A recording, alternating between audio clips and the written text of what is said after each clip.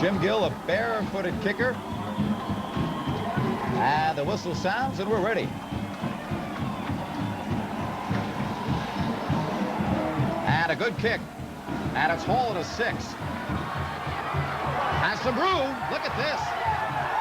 Terry Hall out over the 40-yard line to the 44. And that's not a bad way to start the football game. Great run back. And the Aggies, the quarterback, Jeff Bridewell, he has been splitting the time with the other guy, Quinn. There's a look at Jeff Bridewell, the junior quarterback, 6'5", 215 pounds out of Napa. And he is joined by a couple of excellent runners. The fullback is Jim Thomasine. You see Shola Damo, Wildermuth, Seller, and Wessel, the receivers. And up front, Shoemaker, Iacono, the big Charlie Smith, Hoover, and Price. So 1st and 10 at the 43. A Damo in motion near sideline. And it's the big guy, Thomasine. And not much. The Aggies there to shut it down. Gary Lunsford there, number 3. And a host of other Hornets. Defensively, they line up like this. Carnes, Feeney, Mau, Ken Stinnett, and Lucchetti up front. The linebackers, Kilgariff, Steigerts, and Belanger. And the defensive backfield for the Hornets of Sac State. Waters, Daniels, Gary Lunsford, who was just in on the stop. And they're a good ball club, 2-0, and the Aggies with 2nd and 10 here to start the ball game after a gain of 0 on the 1st down. At a Damo. Thomasine couldn't make the block on the corner, and right away the Hornets showing that they have a pretty good defensive ball club also. A couple of Hawaiians up there in Lucchetti and Mau, joined by the 32-year-old incredible grandfather of college football, Ken Stinnett, who is a mountain of a man, 6'4", 250 pounds at least, and rock solid. Walked on as a 29-year-old freshman a couple of years ago, and he is just stronger than anybody in college football, at least at the Division II level. And he's made it clear that he wants his last name pronounced Stinnett, and that's Stinnett. And the swing pass to Ademo, and he'll be short of the 1st down, and the Aggies will have to kick it away. So a good opening series defensively for the Hornets. And we'll get our first look of the evening from Jonathan McManus, who's averaging 37.9 yards per kick. Very important for the Hornets early on to stay in this ball game and to stop the UC Davis offense. UC Davis has been known over the years to score very quickly. They're a lot like the 49ers in the sense that they come out with a lot of plays that they have already set in advance, and they just come out and stick your defense. So it was very important for the Hornets to hold the Aggies early. Double trouble back deep, Donald Hare and Mark Young, and they'll watch it as it's inside the 20. The Aggies will down it at the 18-yard line. So we'll have our first look at the Hornet offense tonight. And on Thursday, they made a quarterback change. Brian Pendergast filling in for the injured Drew Wyant. And he is joined by a very talented offensive backfield and receivers. Donald Hare, the guy to keep your eyes on, number 26. He will line up in the tailback position. Ed Bueno is the fullback. And also keep your eye on number 4, Mark Young. He has been outstanding in the first 2 games. Weaver and Miggers, the other receivers. And right away, it's Donald Hare, not much, over the right side. A gain of 1, maybe 2. And up front, it's Endine, McFarland, Williams, Dave Nickerson, and Jerry McMahon. Donald Hare and Mark Young, Bob, they have really exploded out of the blocks in the first 2 ball games. Skill positions, that's really the strength of this this Sac State team. And there you see the UC Davis starting defense. Devine, McNichol, and Maxwell, the backers. Ed McNichol's been outstanding in the first 2 games. In the defensive backfield, you just saw of Neptune and Krieger, Hall and Connors. And it's now 2nd and 7. Pendergast will put it up, has a man wide open at the near sideline. And Bueno has the 1st down and more. Wrestled down at the 32-yard line, but not before he picks up the 1st down yardage. This is the best Sac State team that I've ever seen at running pass patterns. They run Ed Bueno out of here to the flat. They also run Don Hare out here in the flat. Everybody watching Hare. Nobody covers Bueno as he makes the cut out to the flat. So a mistake made in the UC Davis secondary. I don't even think Bueno could realize how open he was. He makes a nifty move there before he finally goes down. All right, so a 1st down for the Hornets. And Pendergast at the 32-yard line. Donald Hare in motion, far sideline. And again, it's Bueno. And the Aggies defense this perfectly. Monty Maxwell and Ed McNichol on the stop, but the guy that really made the play was Seamus Maher. He made Bueno turn direction, and by then, the rest of the defense was there. Watch him turn him inside. There's no place for Bueno to go. Notice that both teams are trying to get the ball to the fullback early on. Kind of a switch. You would expect when you got skilled people like Idemo for UC Davis and Don Hare for Sac State, they would be getting the ball. So it's obvious that the coaches are trying to cross up the opposition. Zebedee Bride to the left side. And again, Donald Hare in motion. And to give to Bueno. And nowhere. The Aggies reacting very well. Loss on the play again. So Bueno on 2 consecutive carries going the wrong way, and it will bring up a 3rd and long.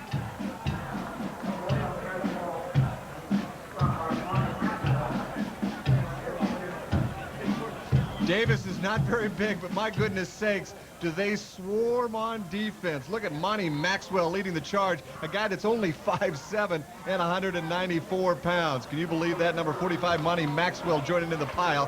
Kind of indicative of these little Aggies, but my goodness sakes, they have been explosive over the years. And he can stick him. Pendergast will put it up on 3rd and long. The pressure's on, and he is run down from behind. Big play by the Aggie defensive unit, as making the stop was Michael Hanley. He nails Pendergast for a big loss, and will bring up a 4th down.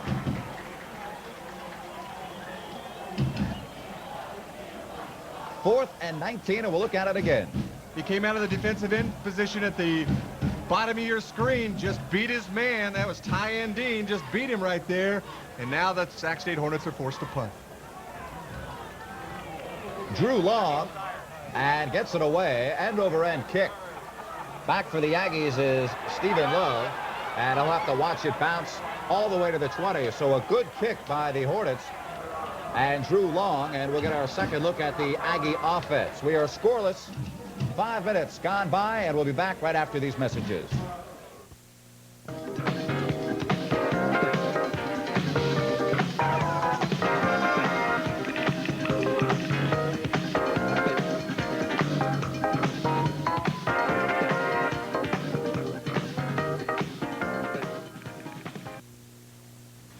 We are built upon a foundation which is unique in Sacramento.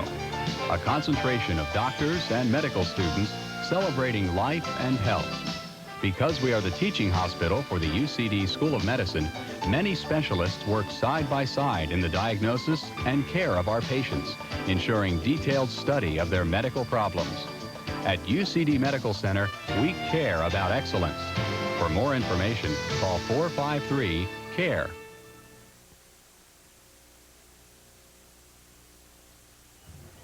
Jeff Bridewell, the quarterback, and he'll put it up for the first time this evening. Jack Wildermuth with the diving catch, short of the first down, but a nice pickup of 8 on the play, and it'll bring up a 2nd and short.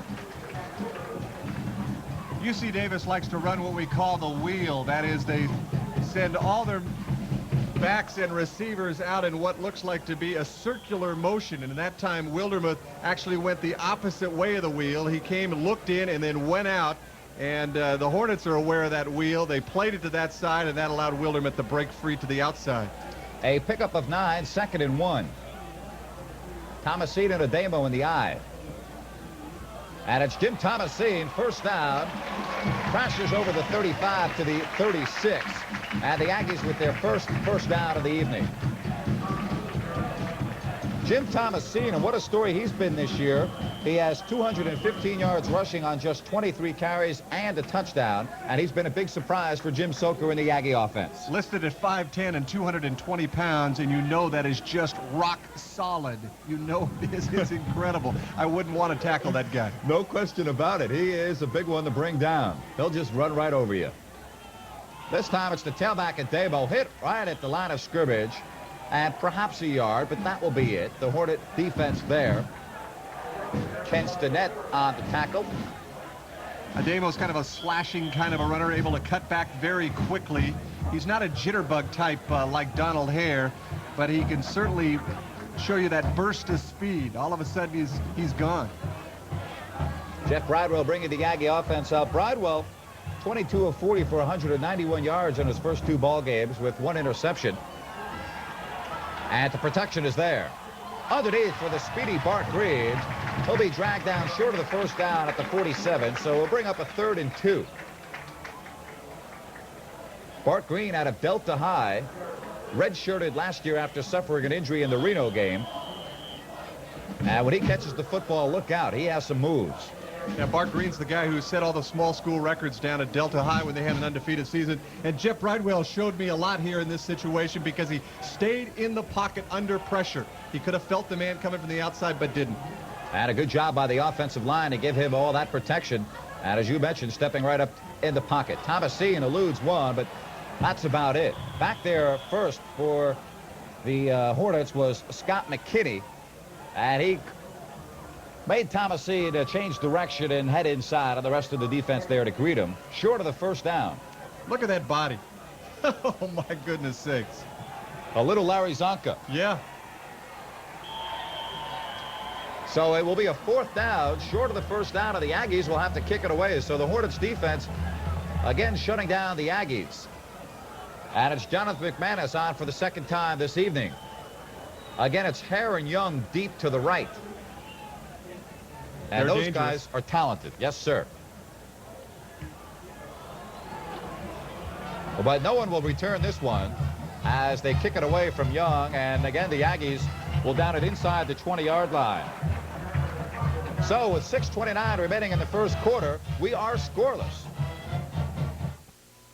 Southwood Homes invites you to discover true executive living, the Laguna Woods lifestyle in Elk Grove. This prestigious new community offers spacious homes with quality construction and custom features throughout. You select your estate-size building site, choose your plan, and if you wish, you have the option to customize that plan. Laguna Woods, executive living at its finest. Special financing now available. Take Highway 99 south to Elk Grove Boulevard, west to Franklin. Turn right past the country club and golf course to Laguna Woods. So 1st and 10 at the 20-yard line for the Hornets. And the play action. Pendergast looking long for Young. And he overthrows everybody, including the coverage of Linton Hall. And it'll be a 2nd and 10. On that play, Ron Weaver had also beaten his man deep. I thought that the pass might go up the right sideline, the far sideline, but it looked like Pendergast already had his mind made up. It's amazing how much Pendergast looks like a former Aggie quarterback, Chris Peterson. Just the way that he drops back and can fire that football long. He has that kind of make-it-happen feeling around him, just like Peterson did for the Aggies a couple of years ago. This time, Mike Johnson to the right, Bry to the left. And it's Donald Hare. And nowhere. Again, the defense there reacting. Richard Neptune, the first man to make contact with Hare. And it'll bring up 3rd and long. Here's a look at it again. Neptune was right there, but then watch Lonnie Ruiz come up and finish him off. That's the key to that play because Hare is so elusive, and he can often beat the first man.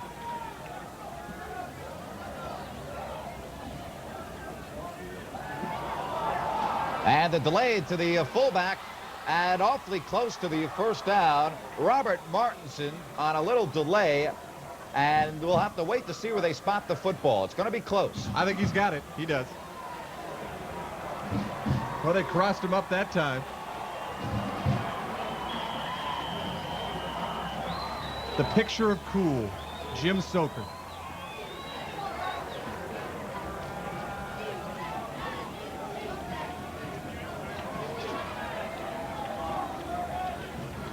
So a first down for the Hornets, and the drive alive at the 30-yard line. Again, Johnson to the right. This time, Bry will also go to the right. And a little confusion in the Hornet backfield, and they'll have to take a timeout. So with a break in the action, we'll take a timeout. The score here with 5:13 left in the first quarter, the Aggies nothing and the Hornets nothing. The Men's Warehouse exposes the high price of camel hair sport coats. People are concerned about the high price of men's clothing. At Neiman's and Saks, these camel hair sport coats sell for $275. Our top quality camel hair sport coats are still only $185. That's the same price as last year. I guarantee it. I'm George Zimmer, president of the Men's Warehouse. The Men's Warehouse, Sacramento, Stockton, Modesto, Fresno, and Roseville in Roseville Square.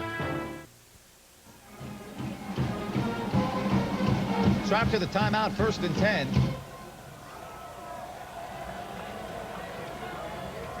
And Pendergast taking his time at the line of scrimmage. Brian motion. And the reverse. And Mark Young will keep it himself. He fakes it. And a pickup of 7 or 8 on the play. He faked it to Mike Johnson coming around, and Mark Young accelerated across the 35 and stopped at the 37. Ed McNichol over there. That's the type of play that'll beat a team that over-pursues. Davis is not known to do that. They usually stay at home very well, showing a 5-man front that time. They did stay at home, although it was a pretty nice pickup of about 7. So a 2nd and 3 for the Hornets. Donald Hare, the tailback. And it's Hare. Cuts it inside. First down across the 40 to the 42. But indeed, he does have the first down.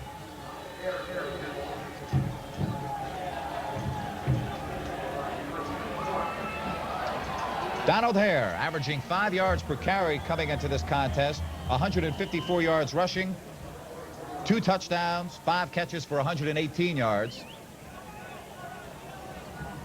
And a Hornet first down. Ron Weaver out of the game. Credit to the offensive line up there, doing a really good job busting open the holes. And Dean, McFarland, Williams, Nickerson, and McMahon.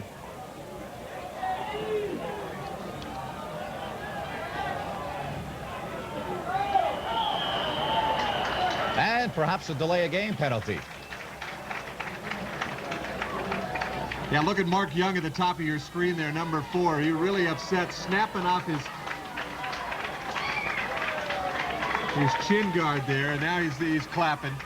Those are the kind of mistakes that the Hornets can ill afford. They've turned the ball over a lot in their previous 2 ball games, and had that happened against the Aggies, 10 turnovers, for example, they wouldn't have had the big victories that they did against Chico and Humboldt. So it's now 1st and 15, and it's Young in motion to the near sideline. And the play action. Pendergast with great protection. And he looks for Young, but it's a little bit too high and incomplete. So we'll bring up a 2nd and 15. Pendergast with time, and then at the end got the pressure, but was able to get it off, but a little bit too high and out of the reach of the speedy and talented Mark Young. There's a good look at the 6'2", 190-pound sophomore. Had to sit out last year due to academics, and back this year and really looking good. 8 catches for 163 yards coming into this contest. Also has run the ball 4 times for 82 yards. He already has 4 touchdowns. And along with Donald Hare, the big play man. They keep it on the ground. And Hare gets the block from the big lineman, Kurt McFarland, turns it up well short of the first down, so it'll bring up a 3rd and 11. One of the things that'll impress you about Brian Pendergast is his ability to carry out the fakes. You're not sure in that situation if he's going to keep the football or give it off to the running back. And I know many, many times last week when I scouted the Hornets, I was impressed with the fact that Pendergast really faked out the fans many times because he's so deft with his ball handling. This time Donald Hare lines up to the left along with Young on a 3rd and 12. And Pendergast to the far sideline has his man Ron Weaver. We'll have to see where they mark it. It would appear to be about a yard short of the first down. But it is going to be close. I think he's got the first down. Maybe he does. So we'll bring up a 4th and short. And we're talking about just inches. And an interesting decision here for Coach Bob Mattos. Well, I think you got to go for it, no doubt about it, just to show that you've got the confidence in a very strong senior-dominated offensive line. Team averaging over 400 yards on the ground this year. If you all of a sudden tell them that you don't have confidence in them right now, can you imagine what you do to them? Well, if they don't make it, the Aggies are going to have outstanding field position. So let's see if Pendergast keeps it himself or gives it to one of the backs. 4th and inches. And he has it off the quarterback sneak. So Pendergast keeping it himself. And appears to have the Hornet first down. Following the block there, the big center, Harry Williams. Oftentimes that's a read play. The center will realize that the nose guard maybe isn't playing right on the front of him. And they may even call off the play that they had in the huddle. So the drive kept alive. Pendergast off the quarterback sneak, filling in for the injured Drew Wyant. And a nice cut by Hare. Down to the 40-yard line. Appears to have 7 yards. And the Hornets will be looking at a 2nd and 3. Donald Hare last year suffered a severe knee injury, underwent surgery, and is bouncing back strong here in 88. Hare just cutting back. Great block by the fullback, and Hare already 5 carries for 14 yards. So 2nd and 4, and again it's Hare. Tries to turn the corner, cuts inside, and short of the first down. He's inside the 40 to about the 38. And it will be 3rd and short for the Hornets. No score if you're just joining us. Grant Napier with Bob Hogue at Toomey Field with a minute 45 remaining in the first quarter. You know, before the telecast, we were talking about the last time these two teams played a game that was a good ball game. Don Hare broke for a big run in a game that Davis won by just 7. Pendergast 2 of 4 for 23 yards, and Hare runs into Scott Thompson, and I believe he's going to be short of the first down. Thompson, number 41, was the first man to make contact, and then he was joined by 4 or 5 other blue shirts, and that is going to be short of the first down. He lost some on the play. Good charge by the Aggie front. Look at this. Scott Thompson. Yeah, Steve Thompson, actually. I think I called him Lonnie Ruiz earlier, so we can get his name wrong, You're both right. of us. And now we've got it right on the 3rd time. Steve Thompson, you're right. We'll get it down. He was the man, low snap. But Drew Long gets it away. High kick. And it takes a Hornet bounce. And they'll down it inside the 10-yard line. So Drew Long with a nice kick. And the Aggies will start deep in their own territory. A 36-yard punt. We'll be back right after these messages.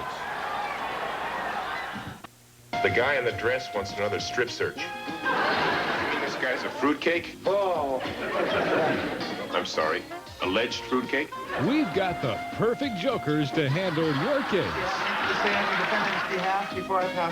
Your Honor, although my client has pled guilty, I sincerely hope you'll express compassion for this pathetic, miserable, wretched, empty shell of a human being.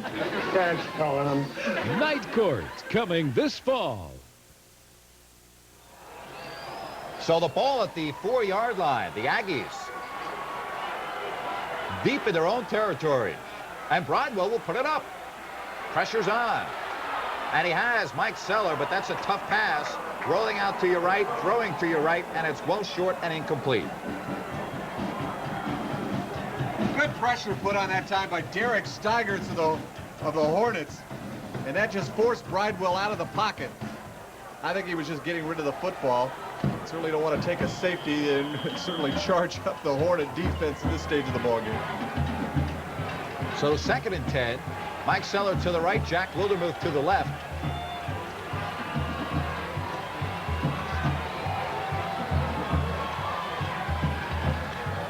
And flags down as the ball is given to Jim Thomasine. Kind of a bad exchange in the backfield there, and let's see what the call will be. You get procedure or encroachment, I'm sure. Offsides on the Hornets. And that's a costly penalty. Give the Aggies a chance to just step out a little bit, give them a little bit more breathing room. And instead of 2nd and 10, it will now be 2nd and 5 at the 9-yard line. Bart Green into the ball game, along with Kurt Koldinger.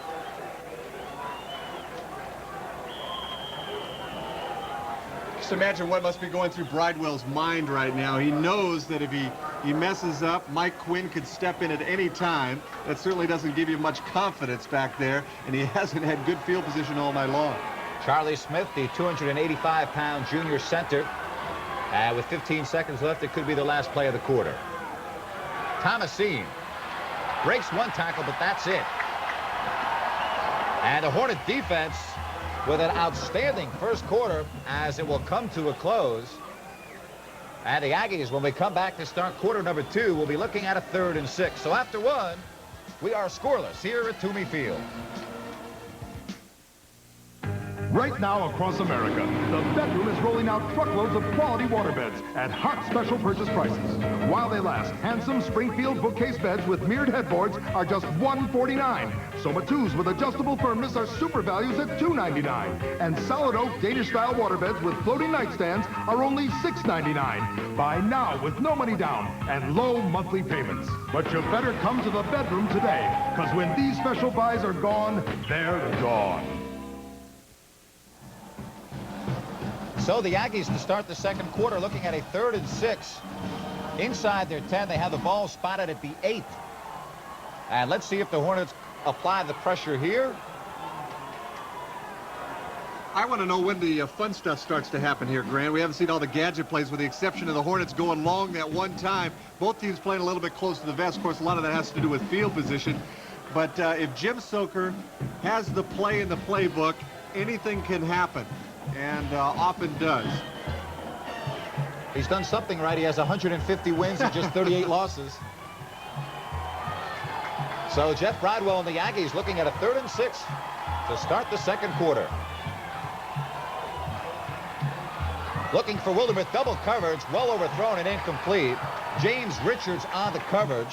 He had help from Gary Lunsford, and the Hornets should get excellent field position as the punter for the Aggies, Jonathan McManus, will be standing in his own end zone. That might have been a play like I was talking about. It looked like Wildermuth go out for a pass and try to get pass interference called on the defensive man, because Wildermuth was leaning all the way, trying to see if he could cause his man to make contact. So McManus on the field again, deep in his own end zone. As you see from that shot, the sophomore punter will be kicking to Hare and Young. High spiraling kick. This should be returned by Young. Takes it at the 45. Look out, fumbles, and let's see, the Aggies look like they came up with the football. Did they or did they not? It looked like a blue shirt was on top of it for a minute, and then let's see, do they unravel the pile? There was a blue shirt, there was a white shirt, there were several arms. It looks like Sac State thinks they have it. Here's a look at it again, Bob. No, the Aggies have it. And the Aggies have it. Look at Mark Young right there. Stripped of the football. And UC Davis. Boy, you talk about big plays in a ball game. There's one for you right there. Instead of 1st and 10 at the 42, it's going the other way now. The Aggies with a big, big play. We talked earlier about turnovers charged against Sac State in the first half. There's the first mistake of the ball game, and the Hornets can ill afford any. Kind of funny because, Bob, if Mark Young had not been hit, and I didn't see the number that caused the fumble, but if he gets by that man, he's still running. He had a lot of room. He almost broke it. So Bridwell and the Aggies with the first big break of the ball game, and that's the 11th turnover for Sac State this year. Looking long for Wildermuth, but they misread each other, and it's incomplete. That's one thing we talked about a little bit earlier, Bob, the fact that the Hornets are 2-0, but they have turned the ball over 10 times in doing so, and now they're 11th. And when you play a team like the Aggies, if you give them a couple of turnovers, they're going to take it and put it in the end zone.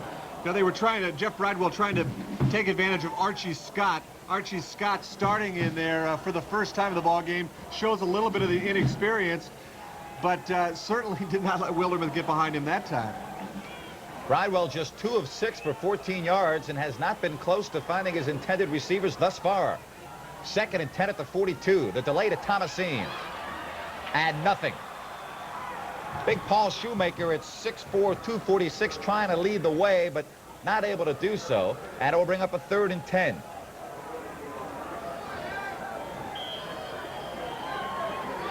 So the Hornets defense has been tough throughout. They have not given up much at all. And you look at Eddie Loretto, not quite in his range, but last week 3 of 4 against Reno after missing 2 field goal attempts in the season opener against Santa Clara. So 3rd and 10 at the 42. Play action. And a flag is down, and they have the quarterback Bridwell deep and almost a late hit, but they don't call it. Feeney Mau I thought might get penalized there for a late hit, but let's see what the original call, probably going to be holding. And it is indeed a hold against the Aggies, and that will obviously be declined. It certainly didn't help, because the 3 Hornets were on him really quickly. Stinnett was the first Hornet to reach him there, and then Mau finished him off. Boy, the Aggies are just not going anywhere on offense. No, not at all. The Hornets are looking outstanding. You know that what's happening. Bridewell's got to be thinking about Quinn. The fans are certainly thinking about Quinn. What the heck? You're not behind either. Oh, the Hornets defense has looked outstanding in the first 17 minutes of this ball game, and as has the Aggies. I mean, this has been a defensive battle. Look at this. McManus with a little dipsy doodle in the backfield there. And look at the bounce he takes. Unbelievable. Inside the 10, down to the 6 or 7 yard line. Jonathan McManus, and I'm not sure if he thought it was going to be blocked or what. You can see he's getting scolded there on the near sideline. It appeared that he had an open field. Look, he does. He's got an open field there. If it wasn't 4th and 15, he probably could have run for a first down. But he did the wise thing, and what a great punt it was. 58-yard punt. And Pendergast now deep in his own territory at his own 7. Donald Hare in motion. And it's the fullback.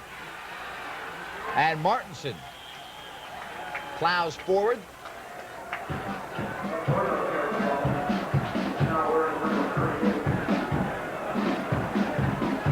Martinson really showed me a lot of things. The man can block. He's a good straight-ahead runner, and he holds on to the football, which is so very important in a fullback-oriented offense. I'm not saying they're a fullback-oriented team, but he has certainly played his part tonight. So 2nd and 5 at the 12. Oh, and the Hornets with a problem there, and they're going to be backed up 5 more yards. Tight end Marlon Megas moved. Missed the snap count.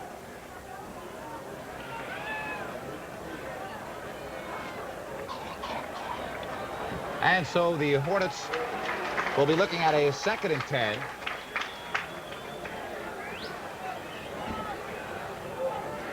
Well, Bob, thus far, we expected to see at least some points, but it's been a defensive struggle. Fans kind of sitting on their hands right now. I think they're kind of surprised that we see close to the vest football like this. So the penalty backs the Hornets up to the 7. They're looking at a 2nd and 10. Pendergast. The protection is there. Oh, and he has a man open. Mike Johnson.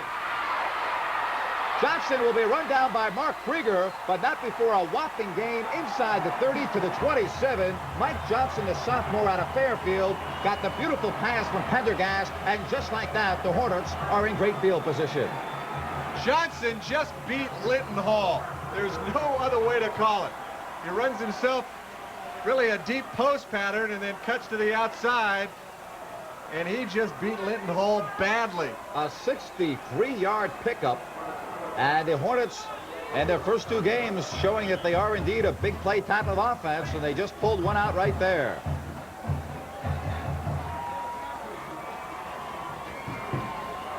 Well, we wanted something to shake up the audience. We certainly got it there, deep in their own territory. They've been running that fullback dive.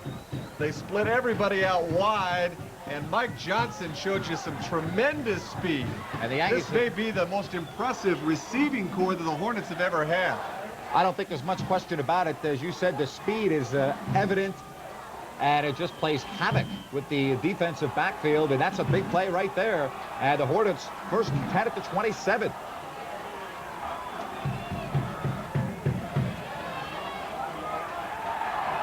And a gain of 4 for the Hornets, bring up a 2nd and 6.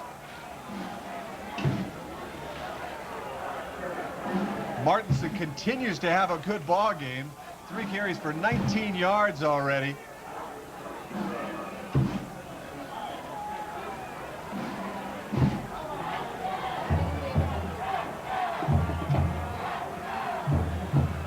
So 2nd and 5 at the 22, and this is Donald Hare. Look out. And tripped up by Ed McNichol, or he would have been in the end zone. First down for Hare, and the Hornets threatening to score first in this annual Causeway Classic. Ed McNichol just did get him by the shoestrings.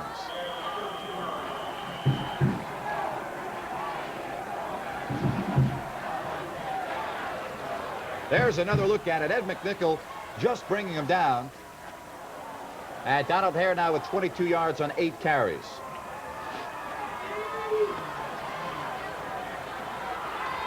So 1st and 10 at the 12. And again, it's Hare. Gets the black in front of him. Donald Hare inside the 10. And another fumble. How do you like that? The Aggies come up with the football.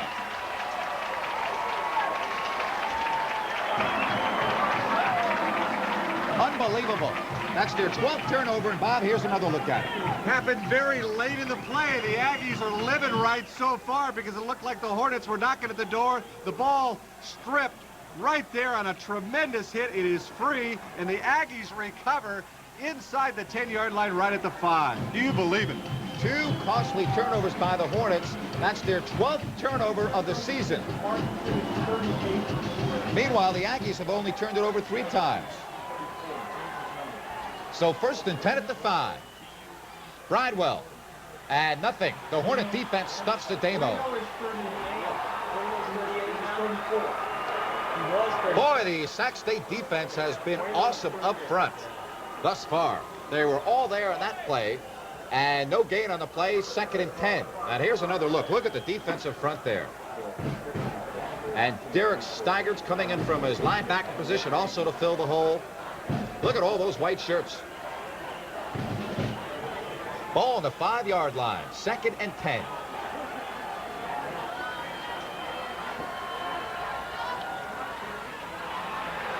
Bridewell will keep.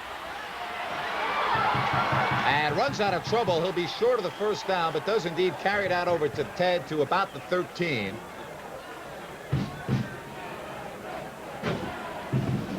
And the Aggies will be looking at a 3rd down situation.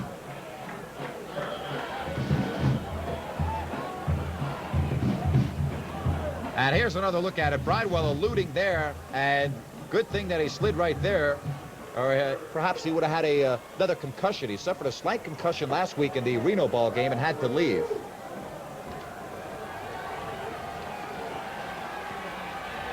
So it's 3rd and 4 at the 13. Seller in motion. And fumble! And the Aggies recover that one. Boy, we'll have to, I don't know who stormed in there. Derek Steigerts is the man who stormed in there. He was coming all the way on a blitz, and he stripped the football. In fact, he almost intercepted the handoff. Watch him come, number 57. Derek Steigerts almost takes the football away from Bridewell. He's trying to hand off.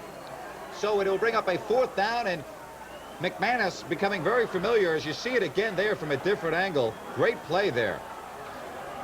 But McManus not exactly in a good situation.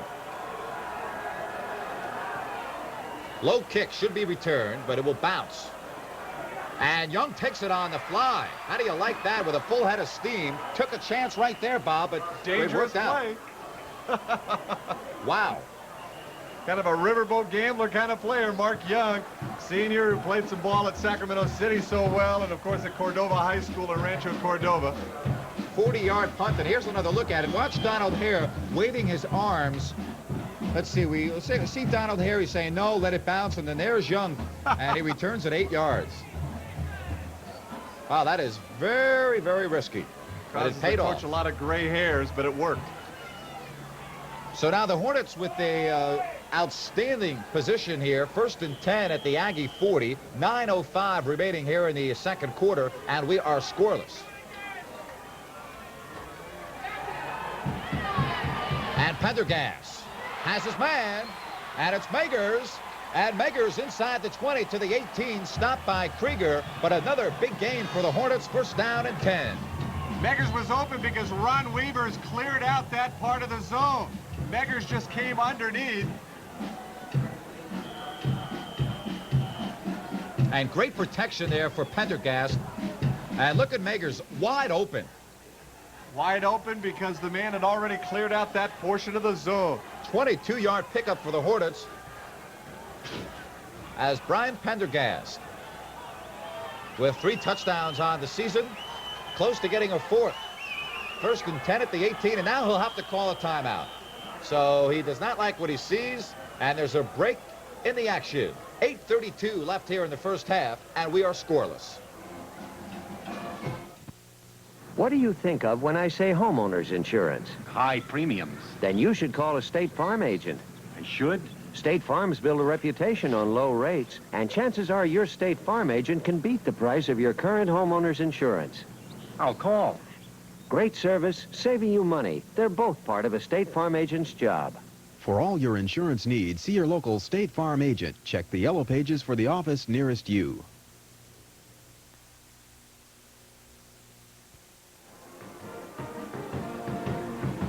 Looking for the answers to your research project or just curious about what's new in print? Well, as a member of the Cal Aggie Alumni Association, you have free access to libraries at all 9 UC campuses, a $50 savings alone here at UC Davis. For more information about this and other alumni services, call the Cal Aggie Alumni Association at 1-800-242-GRAD. All right, Bob, 1st and 10, and here's a Sac State team that hasn't won against this Aggie team in 18 years, and boy, you just know they would love to get on the board first in this one, playing at Toomey Field, and they're for real. There's no question about it. There's no mystery of why this ball club's 2-0. They're a very good football team, and the Aggie coaches are worried about it as well. I heard one of them earlier tonight say, if they beat us, I'm going to resign. That was one of the assistants. It was a joke. It was a joke. Pendergast, 4 of 6 for 108 yards, and fakes to Donald Hare.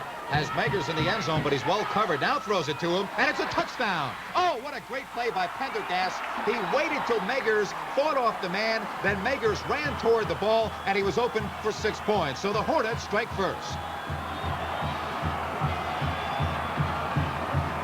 Here's a look at it again. Pendergast is looking for Megers all the time.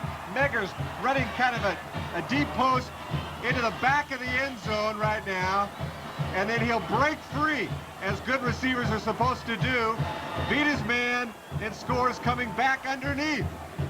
Pendergast, reminiscent here of a Doug Flutie kind of a quarterback, looking all the way, trying to find his man, and there he is, Megers coming back to the football for a touchdown.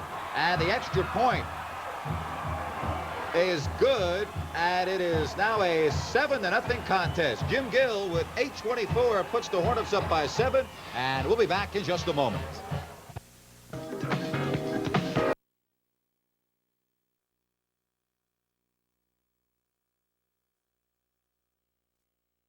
Make it happen kind of guy. Played some junior college ball at the College of the Sequoias, came in the spring. Didn't win the starting job. It went to the more experienced Drew Wyatt.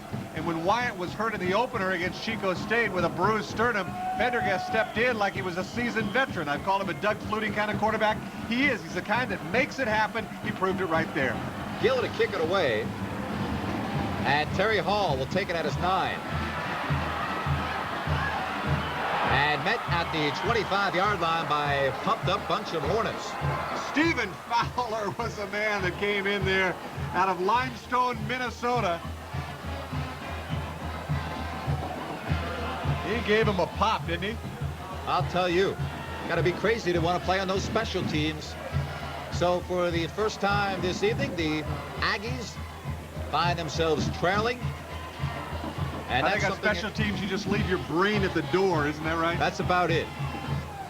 Aggies not used to trailing at this field. Last week they lost to Reno, and that broke a long string, and here they are trailing 7-0. Bridewell still the quarterback. And Thomasine on the swing pass. Nice move, and he's to the 30-yard line to pick up a 5. Can Thomasine move or what? You wouldn't think so if you just looked at him standing up, but he has some nifty moves for a guy that's, well, as you said, a little bowling ball. I like to call him a little Larry Zonka. Here it is again at 5'10", 220 pounds. Kilgariff has got a shot at him right here. Watch him just change directions right there and gain about 5 more yards. So 2nd and 5 at the 29. And looking long and incomplete through the hands of the tight end Mike Wessel. Wessel looks for a flag but doesn't get it, and it will be a 3rd and 5. Mike Wessel, a big tight end. He's a big target. It's easy to see why Jeff Bridewell would go to him in that situation. Bridewell is a big guy in his own right at 6 feet 5 inches tall. It's kind of a rarity that you'll have two quarterbacks, as UC Davis does this year, that are so tall that can see the whole field. Usually you'll have one big guy, maybe that's a drop back, and one guy that's a little bit of a running kind of a quarterback, all of the 49ers. But both Bridewell and Quinn are big guys that can throw the football. Bridewell just 3 of 8 for 19 yards in a 3rd and 5. Has Mike Seller. Oh, great grab by Seller, and he has it. He's their top receiver, Mike Seller, with his 16th catch of the year, and that's good for a first down. The ball overthrown, but somehow Seller came down with the football. Archie Scott again. They're going after Scott, the guy who's getting his first start of the year. And he's just, Wessel just will not go down. I'm sorry, Mike Seller just will not go down as Mr. Scott just rode him out of bounds. Is all he could do. Mike Seller with a 14-yard pickup, the 6'3" senior from Pleasanton. And he's the big play man on offense. Bart Green into the game, number 12, bottom of the screen to the right. And it's Ademo. And Ademo bursts free across the 50-yard line into Hornet territory. Gain of 8 on the play. Ademo almost lost the football as a Hornet got a hand on it early in the run, but he was able to shift it back into position. A very dangerous play, but he showed you some of his blazing speed. Watch him almost lose the football right there, then shift it back into position before he goes down after a pickup of 8. Shola Ademo, nice first down pickup. And the Aggies trailing 7-0 with 7 minutes left in the half. Bridewell could be changing to play at the line of scrimmage. And against Ademo with the quick hitter, first down. And he is to the Hornet 45-yard line. Hornet showing 6-man front that time, but obviously the splits were such that Bridewell thought that he could just go with that kind of straight-ahead dive play and make it work. Greg Chappell into the game, number 34, will replace Ademo. Also, Jack Wildermuth comes out. So it's Bart Green and Mike Seller. And Green to the left, Seller top of the screen. 1st and 10 at the 45. Play action. And Mike Seller's going long. Oh, interference. No question about that. There it is. Yeah. Mike Seller had the man beat. Yeah, picking on Archie Scott. That was a touchdown. I think Scott knew it. He just figured, I'm going to take the 15-yard penalty. Yeah, kind of a smart play by Scott. It really was. He was beaten, no doubt about it. Scott, not a big guy. Look at that. About 4 or 5 inches shorter, he just knocked the man down and then put his arms up like it was a trip. Well, he just saved 6 points, I believe, because I think Seller would have found that football and would have had the easy path to the end zone. Here's another look at it. Great protection. And Mike Seller clearly had his man beat, Scott. And there's Scott with the little shove to the back. We sound like we're picking on Archie Scott, but actually that was a pretty savvy play to know when you're beaten and know what to do. So the ball now comes to the 30-yard line, 1st and 10. Aggies trailing 7-0.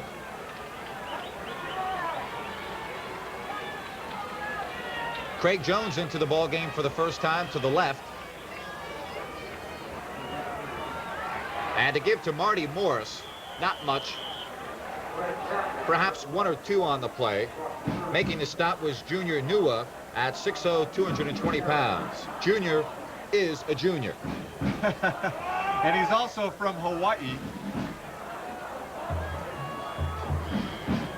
Sac State has got several players from the islands. Good, now you have people you have friends already. That's right. When I go right? over there next week, I'll have friends already made. Well, you better be nice to him on the telecast tonight. I love you, Junior. There's a good look at Jeff Bridewell. And a 2nd and 9. Has a man, Mike Wessel, but it's incomplete. Great hit down there as on the coverage for the Hornets. Looked like number 43, Price. And he knocked the ball away from Wessel, that is. Elijah Price made a great hit, but it was a poorly thrown ball. It was a poorly thrown ball. Bridewell will actually throw behind him. This pass should have been completed very easily. Wessel had to come back, and then a great stick by Elijah Price. So the incompletion at its 3rd and 9. Wildermuth and Seller to the left.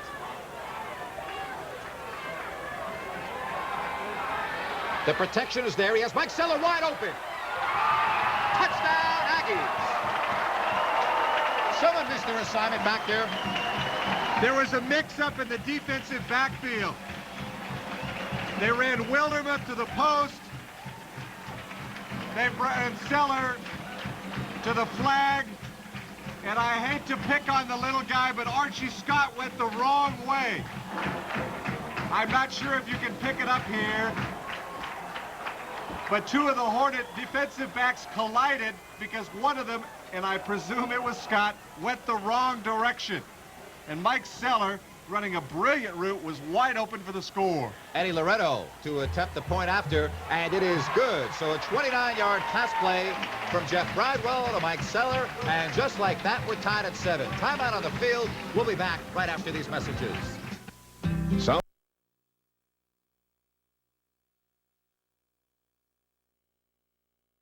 There in the first quarter, two coaches a little bit conservative. No question about that. I mean, you look at the Hornets, who have scored 48 and 55 points respectively in the first two ball games against much lesser opponents. But hey, I asked Jim Soker about that. He said, hey, it doesn't matter who you're playing. When you can score 50 points a ball game, you're doing something right. You got that right. And Loretto to kick it deep. And it's Johnson at his 1. And it closes in on him on a hurry, as down there for the Aggies first was Bob Kincaid. And he made sure Johnson went no further. You know, the guy that we absolutely got to give credit to right now is the Aggie quarterback, because we've been a little bit hard on him. He's had a difficult first half, but Jeff Bridewell just threw a perfect pass to Seller for that touchdown. And he threw a couple of beauties in that drive. So at the 19-yard line, the Hornets will take over. We've got a new ball game at 7-all. Young in motion to give to the fullback. And Bueno punches his way over the 23, 24-yard line. Ed Bueno, a freshman out of Salinas, was expected to wear number 34 and then switched to number 38. And has been impressive in the opening half. Yeah, he had us a little confused there in the first quarter, didn't he? We were trying to figure out who in the world that number 38 was. That's right. And everybody up here in the booth was. It appeared that he switched numbers. Something must have happened to the other one. That's right. 2nd and 4. And again, the Hornets stop short of the first down. I'll wait till they unpile to see where they mark it, but in any event, we'll bring up a 3rd down. Steve Buccellato with his first carry of the evening.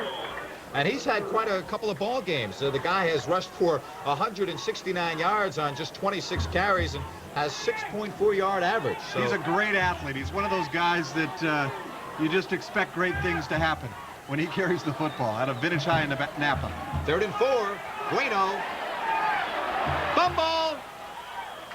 And the Hornets recover. So the Aggies stop the Hornets, and Sac State will have to kick the football away with 4 minutes remaining in the first half of play. Think there's a lot of hitting going on out there? How many times has the ball been out there on the ground? And the Aggie defense gets a nice hand as they come off the field. Again, back deep in punt formation, that is for the Sac State. Drew Long, deep in his own territory, short kick. And it takes a Aggie bounce. Look at that. Down at the 40-yard line. So only a 15-yard punt. You know, what we were saying that we didn't think the wind would be a factor, but right now I see the flag whipping a lot stronger than it was before the ball game. And the really good punts have been from the other way. So I think that might be a case where the ball may be on the field. A low pass, for example, won't get hung up in that wind, but a punt might.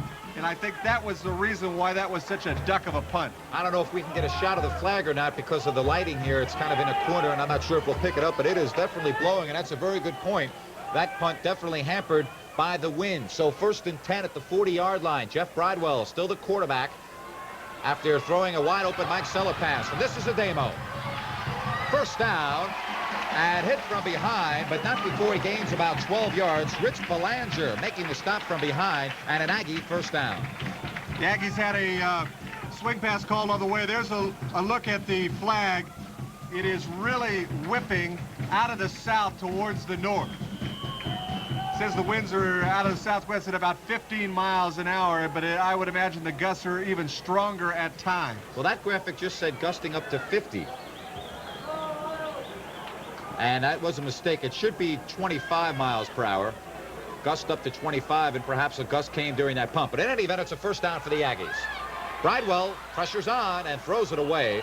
Good play by the quarterback Bridewell as Ken Stinnett, the 32-year-old defensive lineman, in the quarterback's space, and it'll be a 2nd and 10. Great story about Stinnett. I guess when he showed up at practice a few years ago, they weren't sure how good he would be, and they lined him up ahead of John Giesick, who played some pro ball. And Giesick, of course, thought he was pretty impressive, and I guess Stinnett in the first series just ran right over Big John. Didn't happen very often, but it sure made believers out of the Hornets in a real hurry. Well, Wildermuth and Sellers to the left on a 2nd and 10. 3 minutes left here in the first half. We're tied at 7. And a quick pass to Seller. Stutter step move carries him inside the 20, down to the 19, 18-yard line, and it should be enough for the first down. Let's see where they mark the football. First down, Aggies. Mike Seller already playing an outstanding ball game, made a brilliant cut to the outside to become open on this play, and then shows you he's got great athleticism by picking up a few more yards after the play. Looks like UC Davis wants to talk things over on the sidelines. So a timeout on the field, and with 2:53 left in the first half, we'll pause for these timeouts. Our score is 7-7.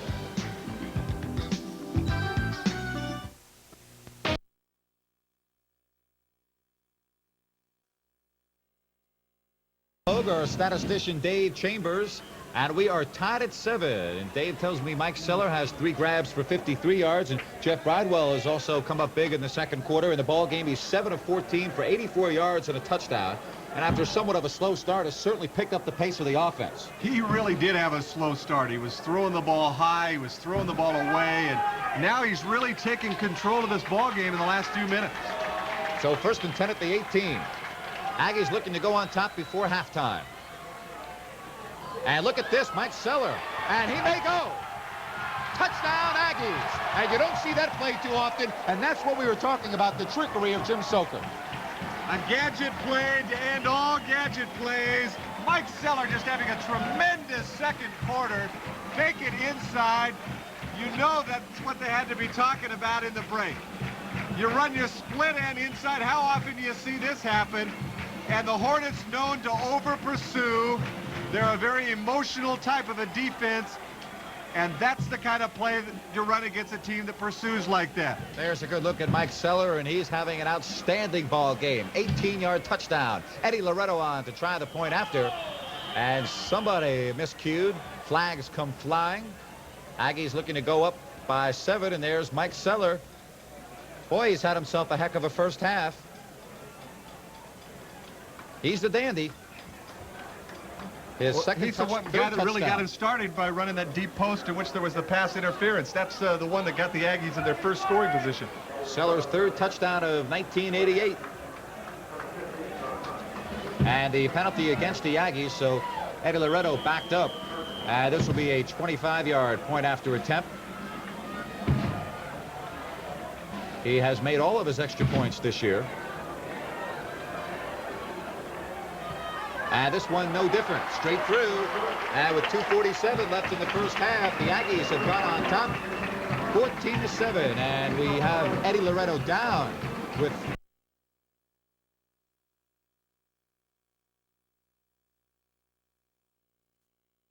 home field.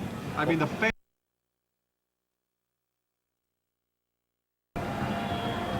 So Loretto appears to be okay, and a line drive kick.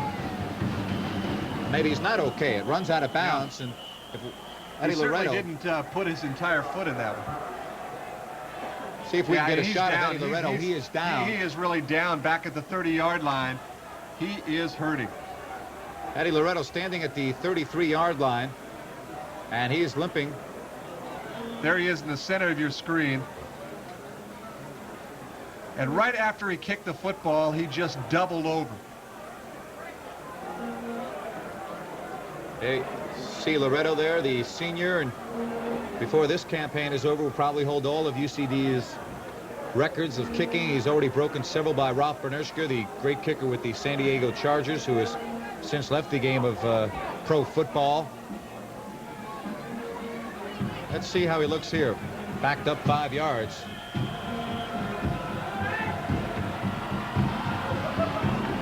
He's hurting. Okay, yeah, he is hurting. This is a short kick. Take it at the 15. Look out. Flag is down. Flag's down, as you mentioned.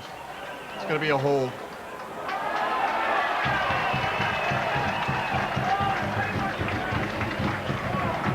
One of the Sac State players literally tackled and held his man down on the ground.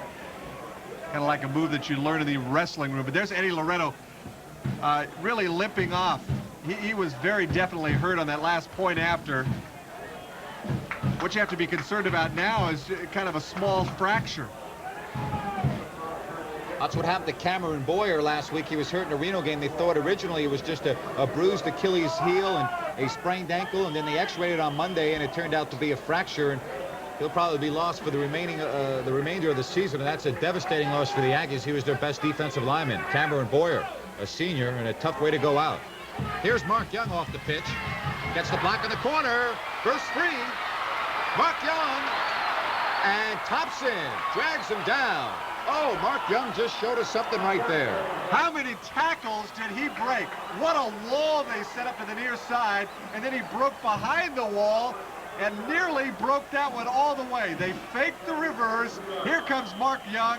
He's coming right at you, and look at him cut back. He breaks one tackle right there. Probably should have gone down. He'll elude a man right there. Probably should have gone down. And this one he cannot elude. Yes, he does a little bit more. Finally goes down. Well, Steve Thompson was the man that did the honors, and flags come flying. Mark Young now has run the ball twice for 36 yards. And that one has, as you see, the local product out of Rancho Cordova. And it's going to go against the penalty, that is, it's going to go against Sac State.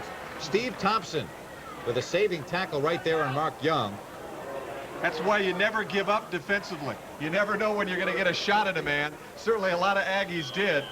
A tremendous skill player in Mark Young. Wonder where all these plays were in the first quarter as each team trying to feel each other out. It's certainly become a great ball game now. So the 5-yard penalty goes against the Hornets. 1st and 15. The blitz is on. And they have Pendergast in the backfield. As doing the honors for UC Davis coming through was Matt Devine. And he nailed Pendergast down by the shirt tail.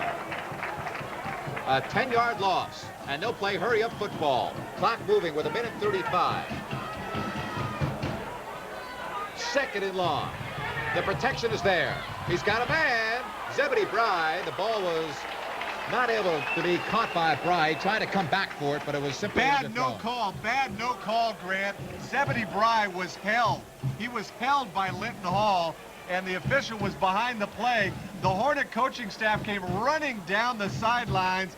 That was a bad no call because Zebedee Bry had Hall beaten, and Hall held him up. Look at Bob Matos and the coaching staff of the Hornets. They are very, very upset at that no call, and deservedly so. So 3rd and 24. Ron Weaver to the right. And again, Pendergast will look to throw. Dumps it off, has his man Donald Hare, and he'll run out of bounds well short of the first down. He is into Aggie territory at the 47. Stops the clock with 1:20, but will bring up a 4th and long for the Hornets. Did I say Pendergast was a make-it-happen kind of a guy? That's a shovel pass after he was scrambling around. Pendergast, though, was hurt on this play, came up limping, may have turned an ankle. He was certainly upset at himself, but a brilliant ad-lib that time as he dumps it off in a shovel pass to Hare. So Drew Long standing at his 38 and a high spiraling kick. No one even back there for Davis to let it bounce, and it does indeed go out at the 20-yard line. So there's 1:12 left here in this first half of play.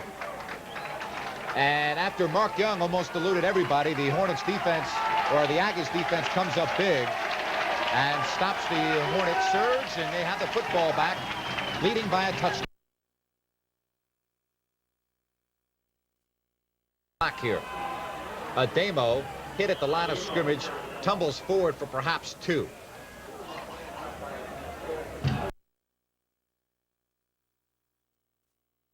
Ticking down to 40 seconds. Second and happy to take a 7-point lead in the halftime. Here's Ademo. He has a big hole, gets the block from Jack Wildermuth, stays in bounds at the 37-yard line, or does he go out? Well, anyway.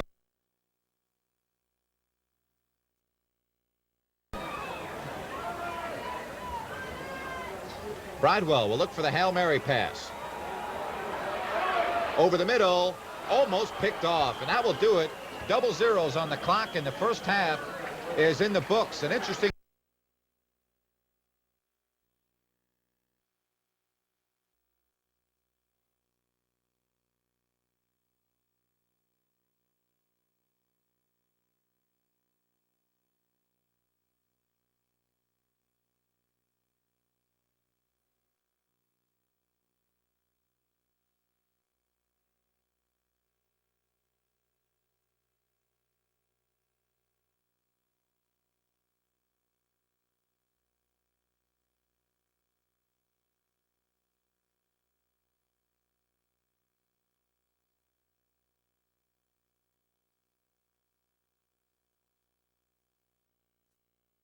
The 38, Brian motion.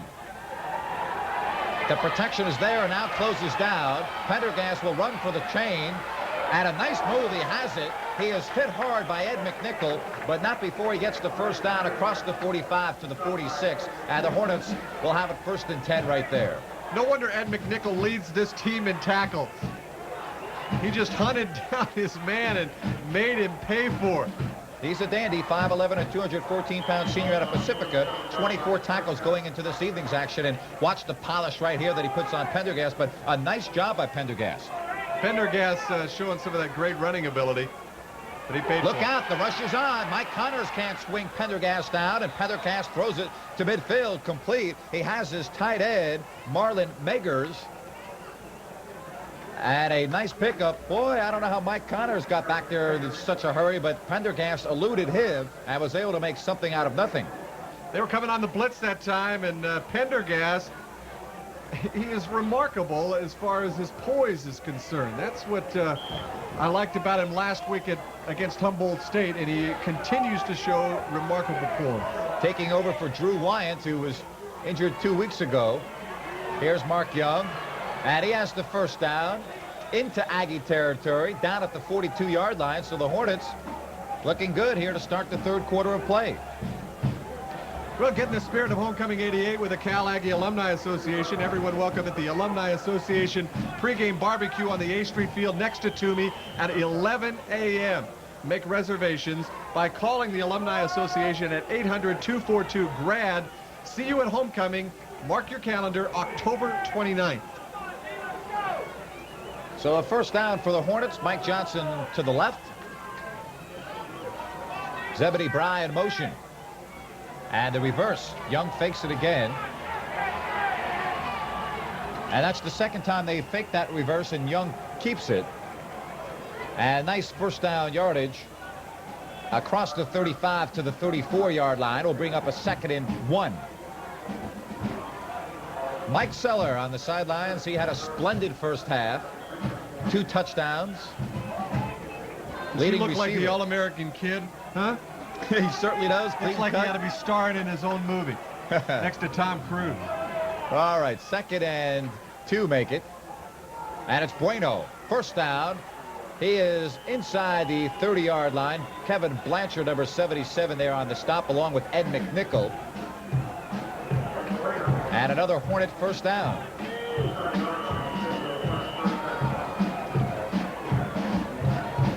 Steve Thompson back into the ball game for Davis, along with a host of other defenders. This is the first down defense.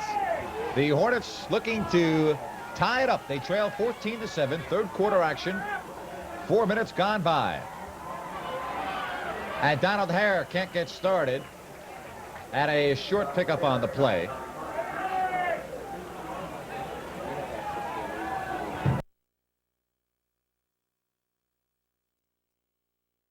Pendergast to Weaver. First down connection.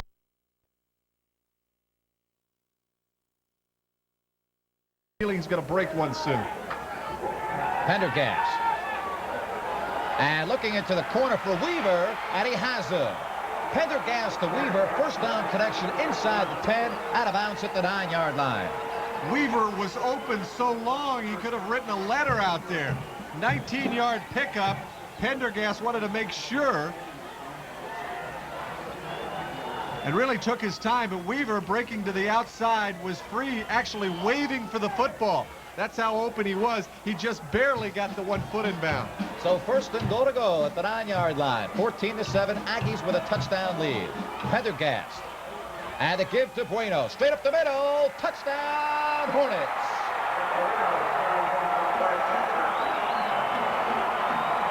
Ed Bueno, straight up the middle, runs through the Aggies. And we're an extra point away from having a tied ball game. Look at the great blocks up there. Ty Dean and Jerry McMahon.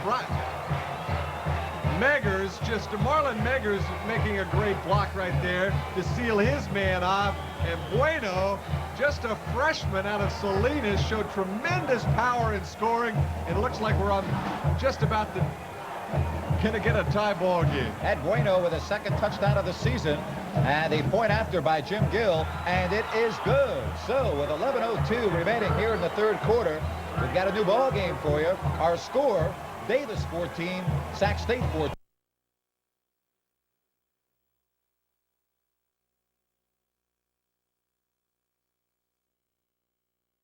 They have gone 18 years in a row without being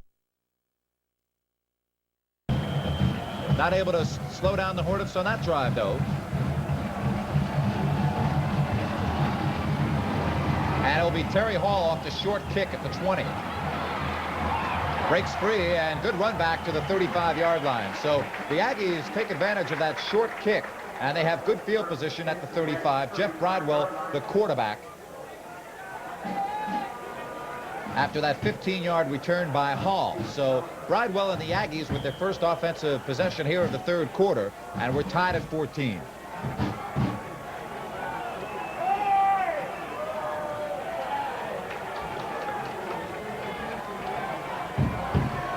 Seller in the backfield. And now Seller goes in motion. The Hornets jump and get back. The rush is on, and Thomasine gets it away, almost picked off by Bobby Daniels. He was looking for the big tight end, Mike Wussel, but it's incomplete. That's what you can do when you're a big, strong quarterback and you're that tall. A littler man would have gone down, never would have been able to find an open man. But Bridwell, because he is 6'5", was actually able to go up on his tiptoes and break free and get loose of the football.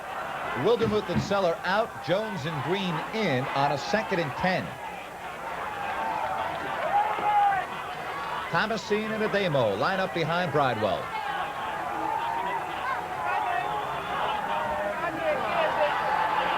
And over the middle, it's Thomasine, and he just carries a couple of Hornets for a first down. Boy, what strength. Oh, is he a great football player.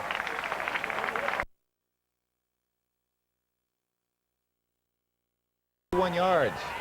And an Aggie first down at the 45. And it's Thomasine on the ground. Hit at the line of scrimmage, falls forward for one. Gary Lunsford, the 6'1", 190-pound senior on the stop. Lunsford's really just about the best player they've got in that defensive backfield, and we haven't heard his number carried called too often. It's because the Aggies have been going away from him. He's just a tremendous athlete. Number 3, Lunsford. Marty Morris into the ball game now, along with Ademo and Bart Green. On a 2nd and 9. Under 10 minutes here in the third quarter. We're tied at 14. Aggies and Hornets. Bridwell, and he'll sack at the 35-yard line. Ken Stinnett back there, big number 99, the 32-year-old lineman, and plays more like a 22-year-older. Dandy of a move right there by the big guy. Saeda Laketti also coming on very strong, but it's Stinnett right up the middle. Here he comes. Just too strong for his man, and so incredibly quick. He's a guy that would be definitely a 1st or 2nd round pick. That's how good he is. if he were more like 23 instead of 32. So a big loss on the play. Make it 3rd and 20. Jeff Bridewell will like to talk things over with head coach Jim Soak.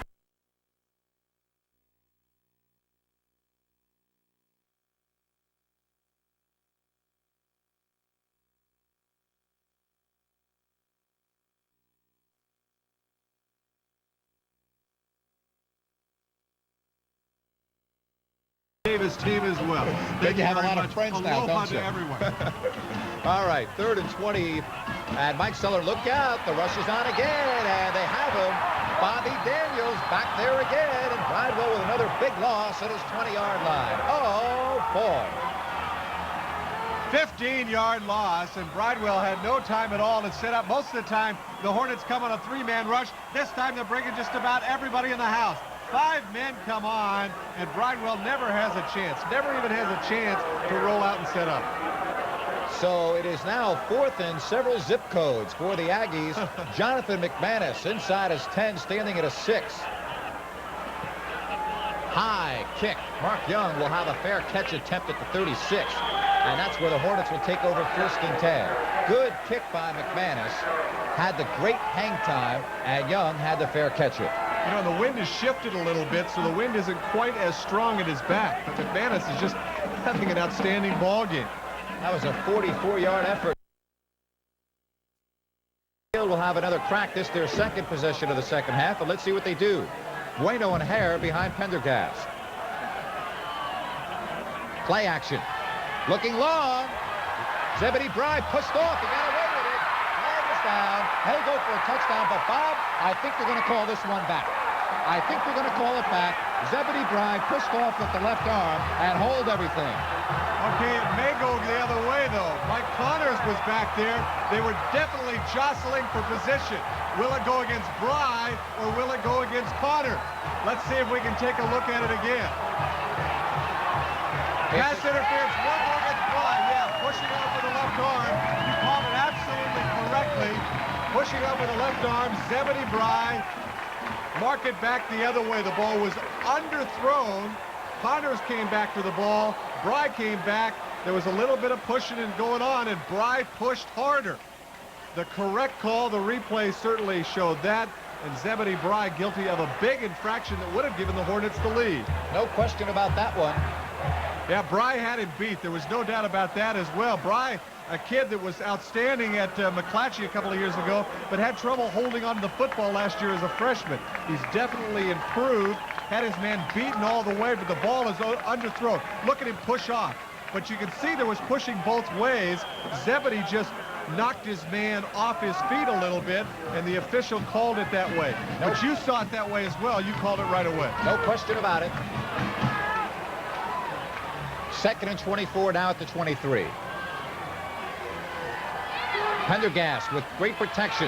Now it collapses, but he is able to elude. And throws it to Mark Young. Boy, out of bounds. They're going to rule it incomplete. But Pendergast showing us something there, and we have a... Yeah, that was a yard marker. He was upset that there was a yard marker there. Great escapability by Brian Pendergast. The guy's a Houdini. They call him Houdini, his teammates do, and no wonder they call him that. Jerry McMahon going off the field. The crowd tonight, 10,600. That's the 3rd best crowd ever to see a football game here at Toomey Field, and now Jerry McMahon will have to sit it down on the field. Can't quite make it off on his own steam, and is being attended to. And they're taking off the left shoe right there. Look at this. Just barely inbounds. Gets the pass off to Mark Young. Hit him right in the belly, but it was incomplete. And I don't even think Young even realized that the ball was going to get there. An elusive quarterback, yes. Brian Pendergast. He has certainly shown us some scrambling ability. Well, I think, you know, I've remarked how much he reminds me of Doug Flutie.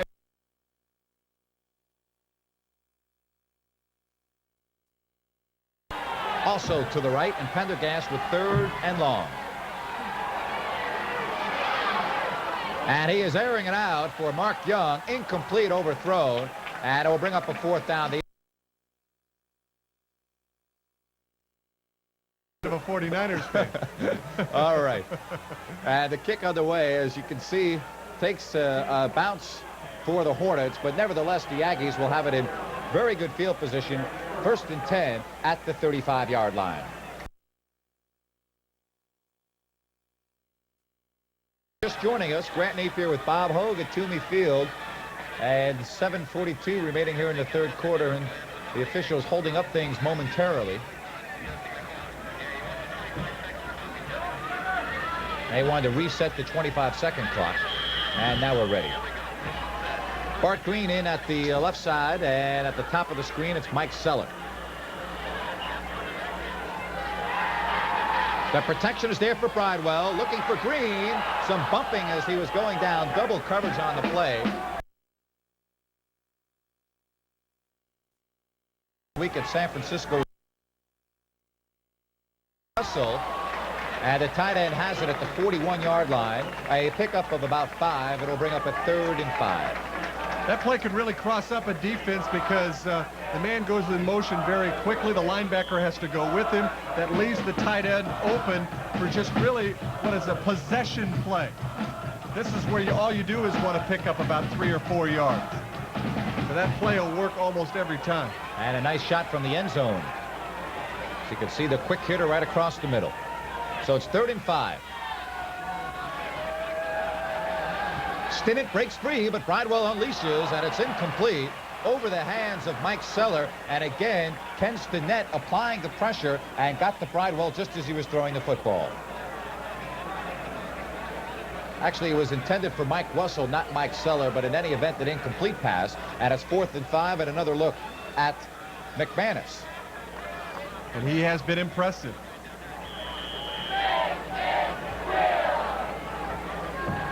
So at the beginning of the telecast, we thought we would have a good one, and we certainly do, as 6:56 remains here in the third quarter, and it's even at 14.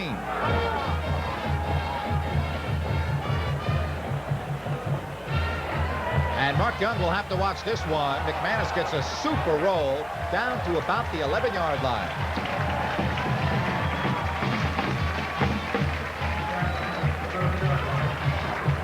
So McManus comes up with a 48-yard punt, and the Hornets will start this drive inside their own 15 down to the 11-yard line. So McManus does it again. Got a good roll there. Certainly does. You know, you talk about guys that if you vote for players of the game, McManus has to be one of the candidates for it because he has kept the Hornets in poor field position with his punts. No question about it. There's a good look at Brian Pendergast, the junior quarterback.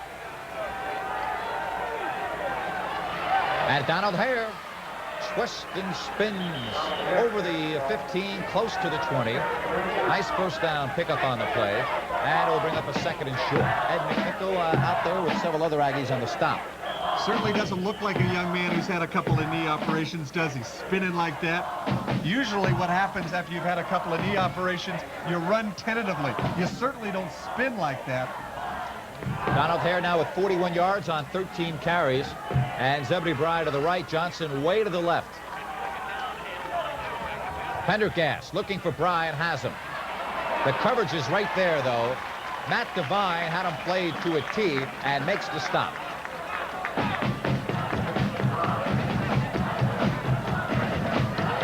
No one fooled on that play for the Aggies. Short of the first down, and it's going to be 3rd and short.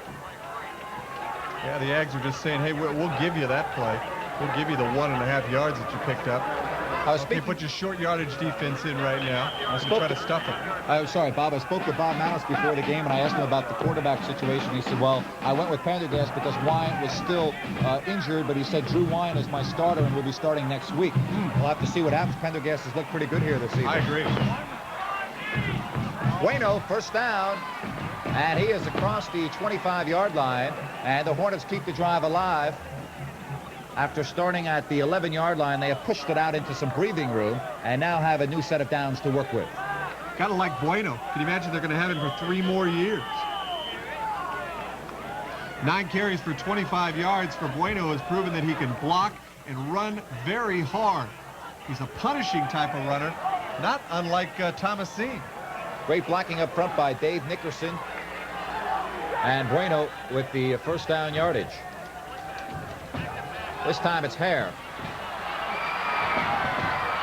And breaks free of Terry Hall. He was working so hard.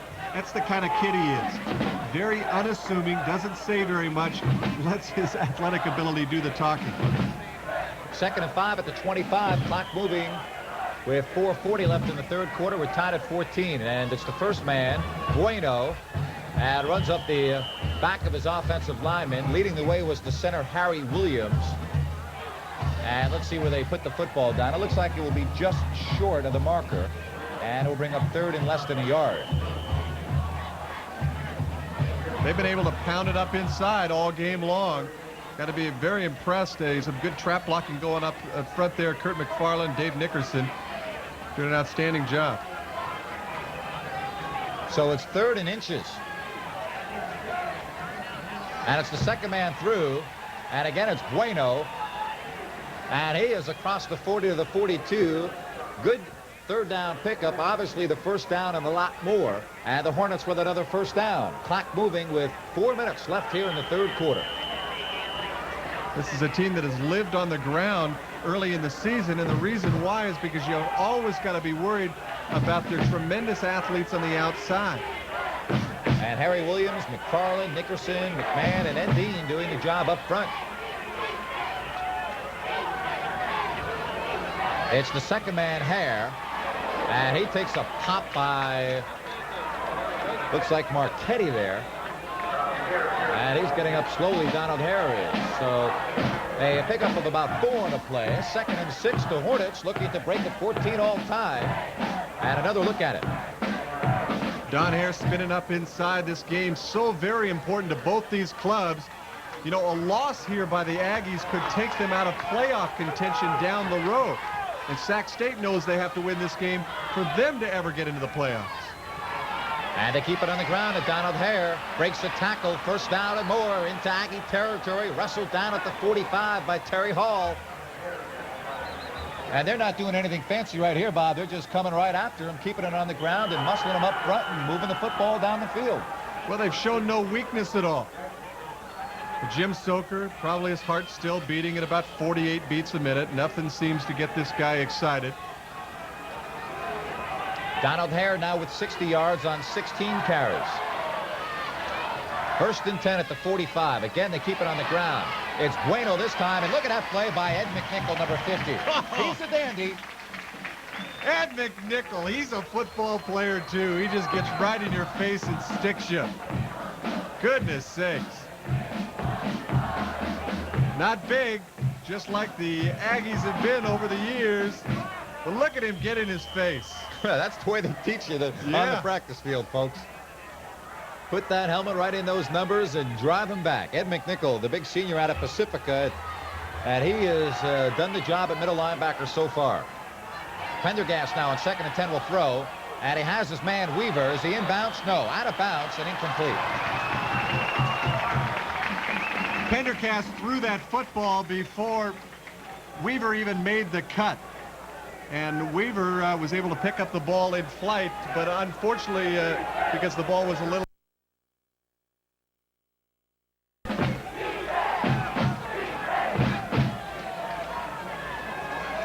So 3rd and 10 at the Aggie 45. The blitz is on, and Pendergast in trouble.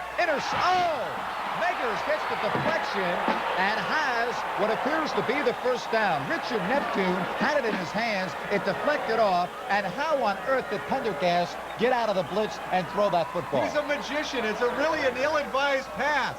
It is definitely an ill-advised pass. He just threw it up for grabs right here and hoped that something like this happened, and it did. But it should have been intercepted.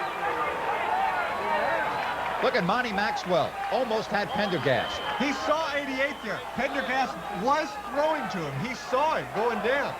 Hey, this guy's a remarkable quarterback. What a crazy play that was.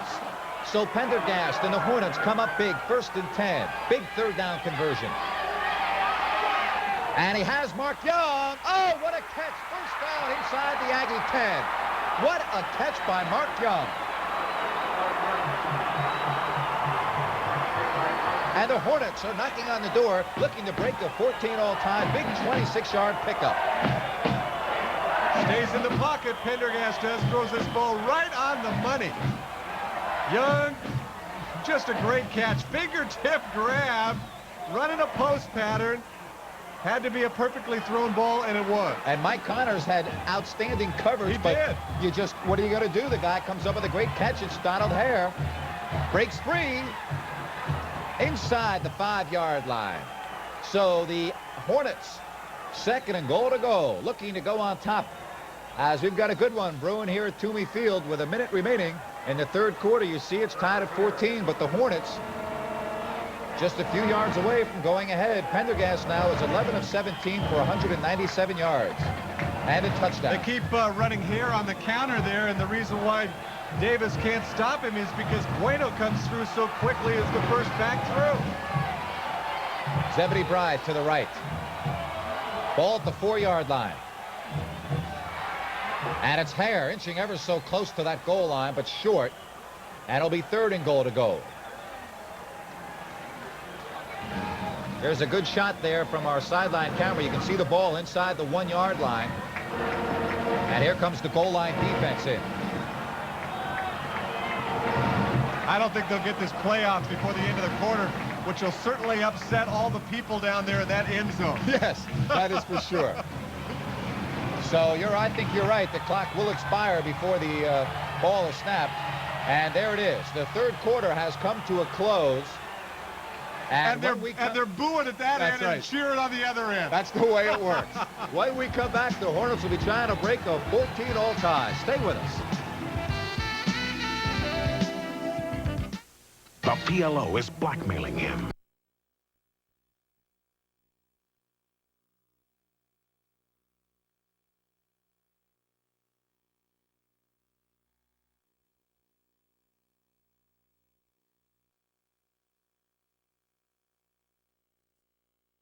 As of yet, the officials have not signaled a touchdown. Let's see where they unravel the pile. It appears to be short. They had Mark Jones at 285 pounds leading the way. The refrigerator. That's Sac right. State style. Well, he evidently was held short. It's going to bring up a 4th and goal. And here's the play of the game coming up for you at the moment, folks. And Bob, look at the fans back there in that end zone. They're going to make it awfully difficult for Pendergast to call signals. Well, the Hornets refrigerator man is waiting to see if he's going to stay in the ball game. Nope, he's going out. Big number 64 just went out, and now Donald Hare stays in. This might be the biggest play of the game. It most certainly is. 4th quarter, we're tied at 14. Bueno, touchdown, Hornets.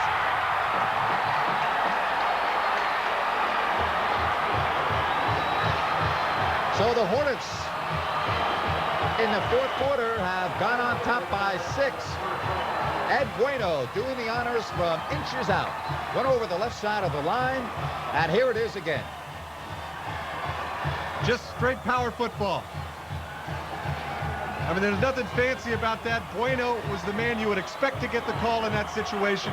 Big, strong, good leg drive. He got it, and he scored. Monty Maxwell tried to wrap him up before he crossed the goal line, but he broke the plane, and it counts for 6. Gill to make it a 21-14 game. And the kick is good. So with 14:25 remaining here in the football game, the Hornets have gone on top, and they lead 21-14.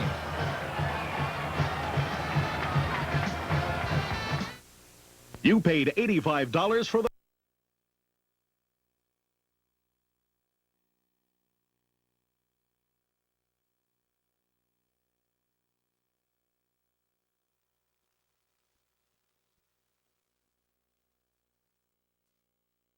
Field, and if anybody can bring them back, Jim Soker can. Hey, he turned around the 2nd quarter when they were a touchdown behind, and they took the momentum. Jim Gill will kick it away. Hall is back deep along with Hamo, and it will be Hall at the 7. Drops the football. And not a good start. And you better believe that these Hornets are pumped up.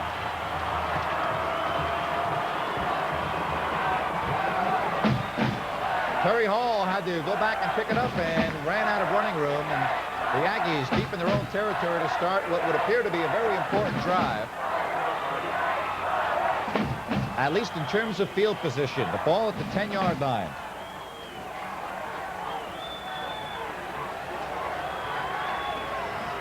Jeff Bridewell in at quarterback. He's gone the distance for Jim Soker.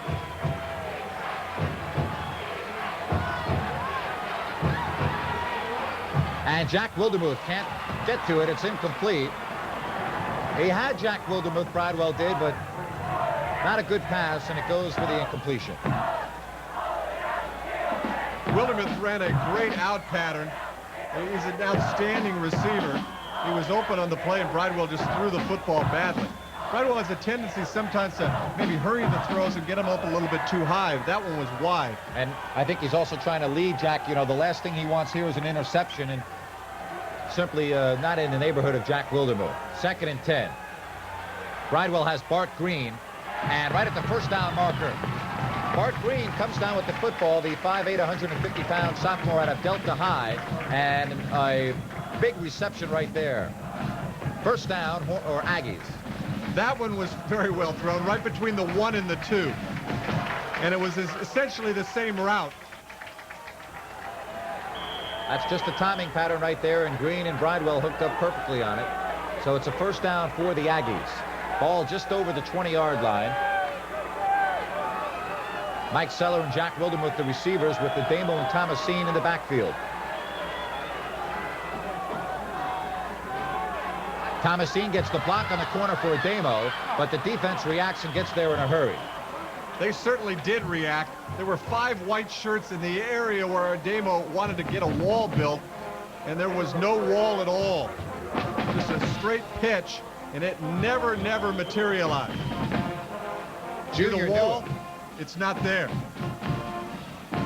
Junior Nua did a great job of stripping his block down and getting over there to really make things happen. So a gain of just 1, and it'll bring up a 2nd and 9 at the 22. Jones is in at the right, and Bart Green back into the ball game, split to the left. The blitz is on. Bridewell in trouble, and will be run down from behind by Ken Stinnett, and a 3rd down upcoming for the Aggies. This Stinnett's having himself a heck of a football game. He ought to. He's old enough. Isn't that the truth? You know, watching Bridewell, he certainly doesn't have the ad-lib ability of Pendergast, although he gets himself out of trouble right here. But unlike the other way, Pendergast might still throw the football in that situation. Bridewell, you know he's just going to run it when he starts to bring the football down. So here's a big 3rd down upcoming for the Aggies. They trail by 7. And wide open is Seller. Has it. First down. And down at the 49-yard line. When they need the big play, they go to Mike Seller. Just a beautifully thrown ball. Seller finding the seam in there, put the ball up, might have taken a shot to the face. Part of the nose guard, I think, on his helmet is what hit him. I think the top part of his helmet. We'll see it maybe on this play. At the end of the play here, Seller breaking free. Yeah, he got his nose kind of crushed into the ground. I think his helmet came down and hit him in the nose. With that completion, Bridewell now 11 of 22 for 132 yards. And the big play man, Mike Seller, does it again. Ball near midfield, 1st and 10. And the Hornets jump off sides. I guess so. No question about that one. Feeney Mau Mau coming over, looking for another dish of poi, I think. Yeah. Oh, Lord. Look at the officials going the wrong way. We talked about Mike Seller. He now has 4 catches for 78 yards. He also has 2 touchdowns. And it will now be a 1st and 5. The ball now pushed into Hornet territory. Junior Nua goes out of the ball game, and Scott McKinney comes in. McKinney had himself an outstanding 2nd half last week against Humboldt State.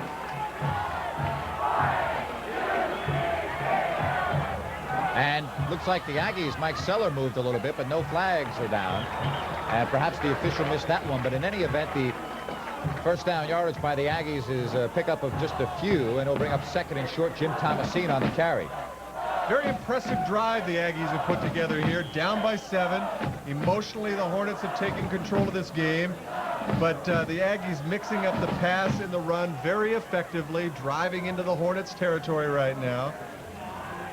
Plenty of time in the football game, not only to tie it, but to win it. 2nd and 2 at the 42.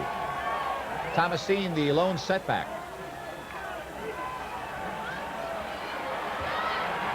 And his pass for Jones overthrown. The coverage back there by James Richards, and it'll be 3rd and short.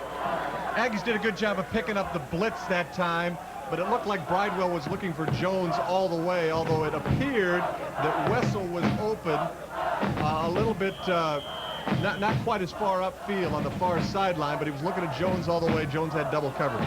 Ray Jones, the sophomore out of Citrus Heights, not able to catch up with that one. So it's 3rd and 2. And let's see if Jim Thomasine gets the call here, the big fullback. It is Thomasine, and the leg drive, and he has the first down across the 40. Tremendous job, because the Hornets looked like they knew it was coming. They had a 6-man front up there, and they just weren't able to hold it. I was looking on the far sideline. Mike Clemens, one of the Hornet coaches, was very, very upset because they knew this play was coming, and they still couldn't stop it. Super job there by Tom Price, the right tackle.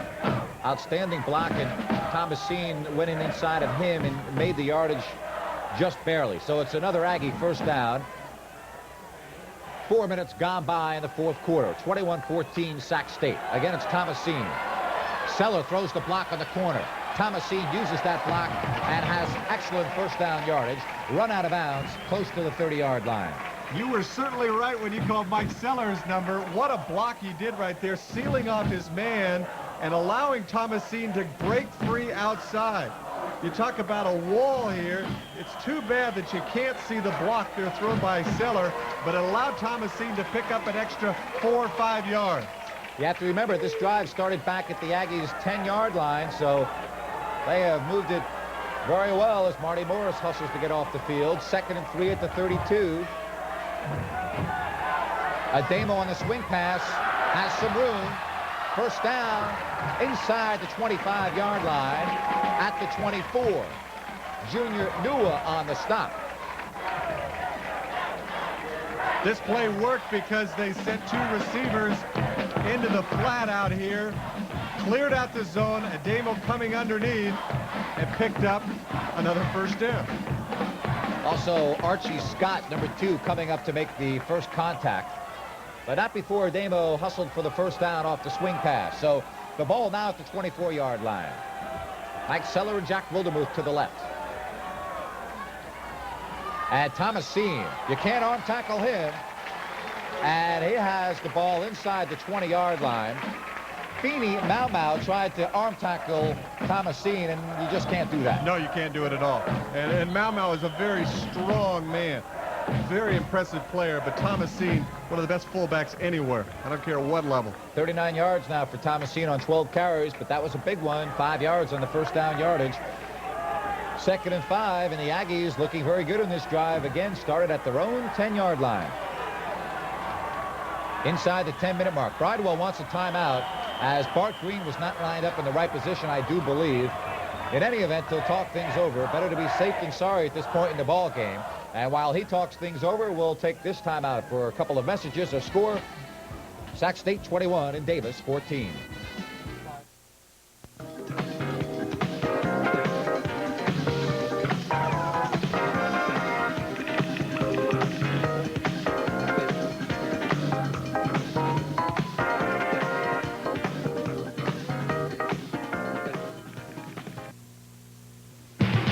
We are built upon a foundation which is unique in Sacramento. Caring doctors solving medical questions with critical research. Our physicians are renowned for their medical expertise, their diversity and depth. As clinicians and researchers, they seek cures and treatments that will change the future of medicine. At UCD Medical Center, we care about excellence. For more information, call 453-CARE. After the timeout, the Aggies looking at a 2nd and 5. 9:37 left in the football game. But look at Jeff Bridewell. Thomasine. Short of the first down, it would appear. And we'll bring up a 3rd and short. Just running a sweep to the short side of the field, the weak side of the field. And in that situation, the 3 blockers ahead of you have got to seal off their men, and they did exactly as they had been taught. Didn't pick up a whole heck of a lot, but still an effective play call. 2 tight ends now in. Sean Moss along with Sellers. Bridewell's 12 of 24 for 139 yards unofficially. Under 9 minutes now in the 4th quarter. And this is a big 3rd down play right here. 3rd and 3. Bridewell will keep it himself. He has the first down inside the 15. Mike Wessel was wide open in the end zone. Mike Wessel had no one cover him, but it was a designed play. Wessel running kind of a short post, running over, hollering. I don't know if you'll be able to see him close up. No, not on this particular shot, but Bridewell's not looking for him. Wessel was wide open in the end zone, hollering for the football. Look, he's a little bit disappointed right there. You can see Wessel out of your screen there on the upper right-hand corner.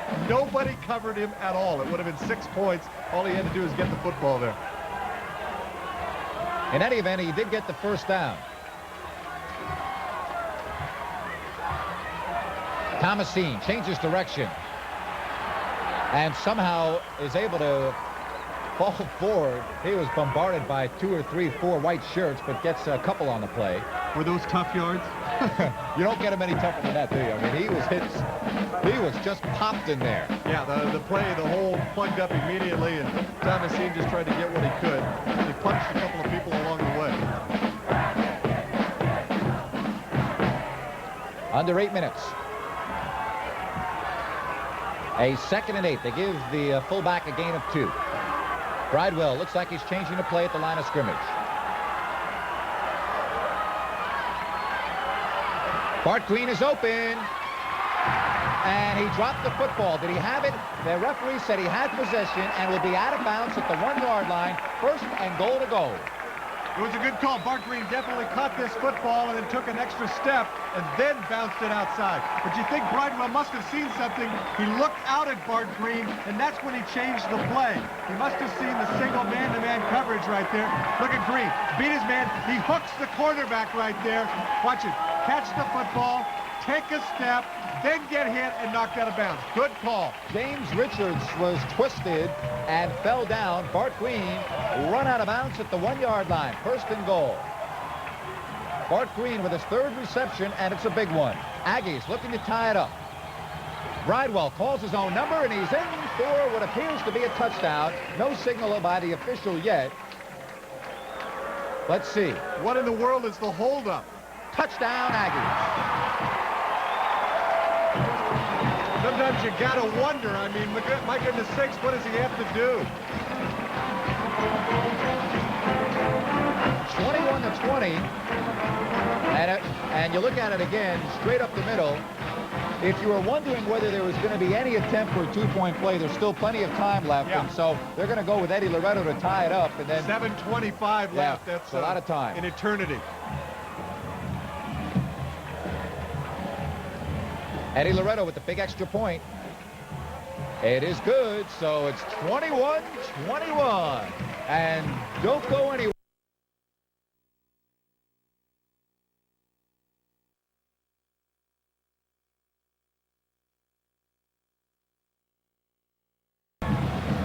.725, but if Davis should attempt a field goal, let's say if they would get possession back, they would be kicking into a breeze, whereas the Hornets have the wind at their backs. Mark Young takes it and is hit down. Making the stop for the Aggies was number 51, Mark Johnson. And the Hornets will take over 1st and 10, an 18-yard return by Young. Okay, here's a very, very big possession. I know that sounds a little trite at this point, but I think it's very true.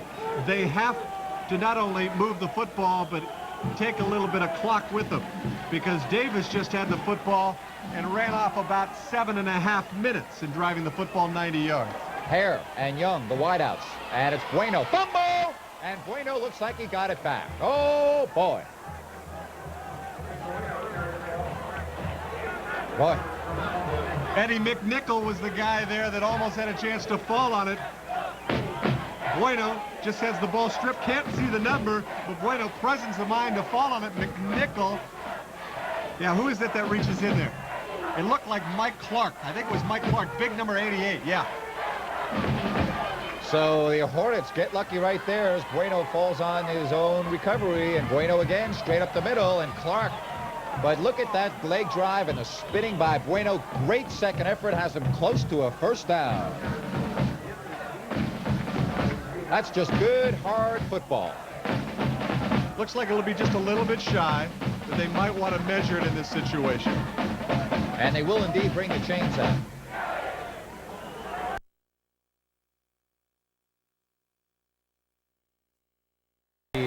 Tackle by number 88 and push forward for the first down. Clock moving with 6:35 left in the football game. Derek Ingram now into the ball game wide to the right. And Bueno, a gain of 1.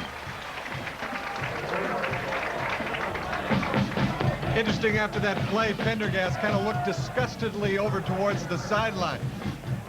His coach, don't get too conservative on me now. Ted Prentice. Let me make something happen. Excuse me. 21 all, and it's 2nd and 9. Mark Young to the right. Ron Weaver to the left. You know they would love to get the football in the hands of Mark Young. And now Weaver, as the time clock is down to 1 second, and because of that, the Hornets have to call a timeout. So a little mix-up with the offensive set, and it was Mark Young calling the timeout as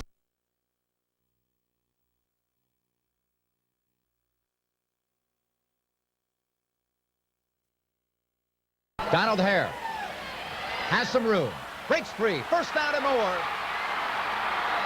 Donald Hare run out of bounds, but not before he gets a whole lot of yardage deep inside the 50, inside the 40, and run out of bounds close to the 35-yard line.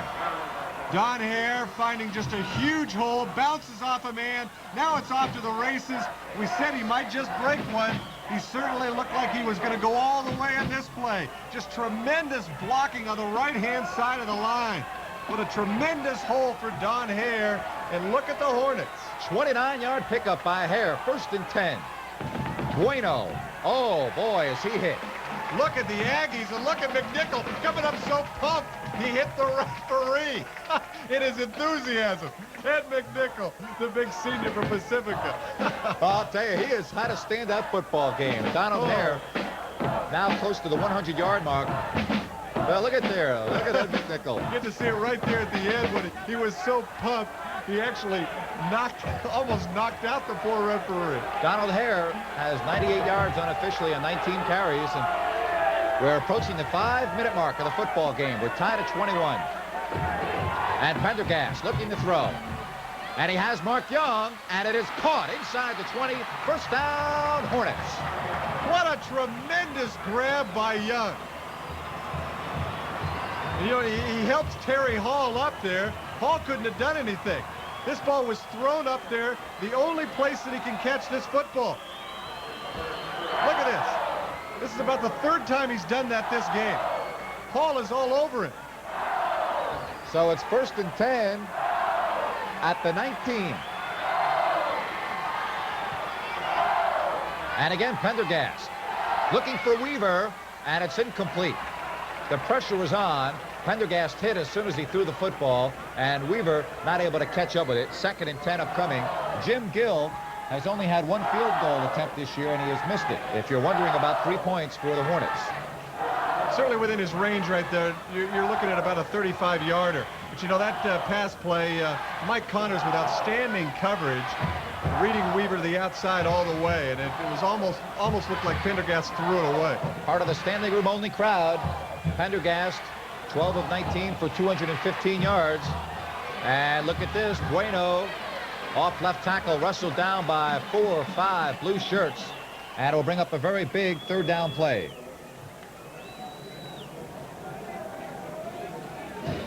Here it is again. Good Mike blocking up front. Papadopoulos got a couple of shots at him there. He's the first guy that misses him and then comes back and finishes him off there, number 59. Here is a big play in the football game, folks. It is 3rd down and 6. Donald Hare lines up behind Bueno. It's Weaver to the left. Now Hare goes to the split. And it is Hare. And the Aggies read this one and stop it perfectly. You know, they were just setting up the field goal. That's exactly what they were doing. Job on Kurt McFarland that time. McFarland leading the way, and Devine came up and really shut down that play. Well, here we are, Bob Hogue. 3:24 left. We're tied at 21. Clock moving. And it is Jim Gill on to attempt a 33-yard field goal. And it is good. And the Hornets, with 3:11 left in the football game, have gone on top 24-21. Could it be that after 18 long years, the spell will finally end? I'll tell you, we'll come back to have the conclusion of this one right after these messages.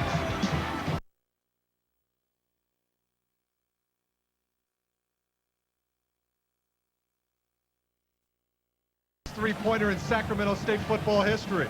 Very well put. Only time will tell, however, because UC Davis can do anything in this amount of time left. Bob Manos in his 11th season with the Hornets, 52 up, 55 down, and 2 ties. But, hey, this is the game for him. He can pull this one out. It'll be Terry Hall at the 10. Look at this. He has room.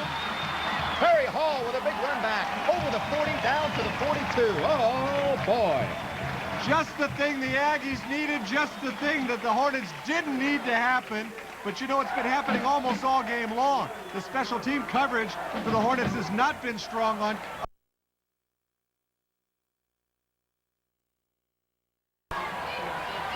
The protection is there. And Mike Sella has it, or is it Bart Green? It's Bart Green out of bounds, first down across midfield at the 47-yard line of the Hornets. Is this kid an enthusiastic player? Bart Green out of Delta High School used to drive down there, didn't even live in the district down there. He used to drive down from the South Sacramento area, but ran just a perfect out pattern, ran his man up, got the defensive back thinking that he was going to go long with the play, and then hook back to the outside. Bridewell with a perfect pass, and Bart Green picks up some big chunks of yardage. And the clock stopped with 2:58. And it's a Demo. Good move. Sholo with Demo. One man to beat. Cuts it back. He may go. Oh, boy. Sholo Demo. Touchdown, Aggies. That is an incredible run.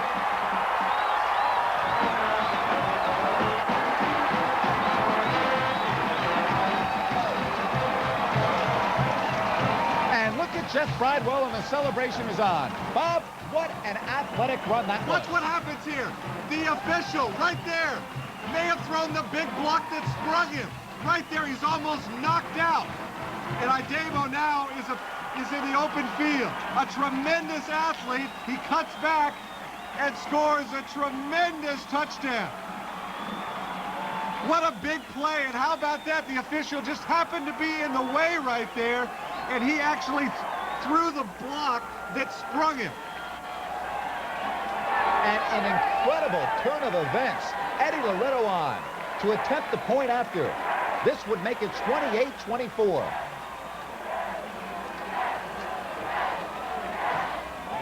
Shola Ademo with a 47-yard touchdown, and Eddie Loretto with the point after, and Bob will take it.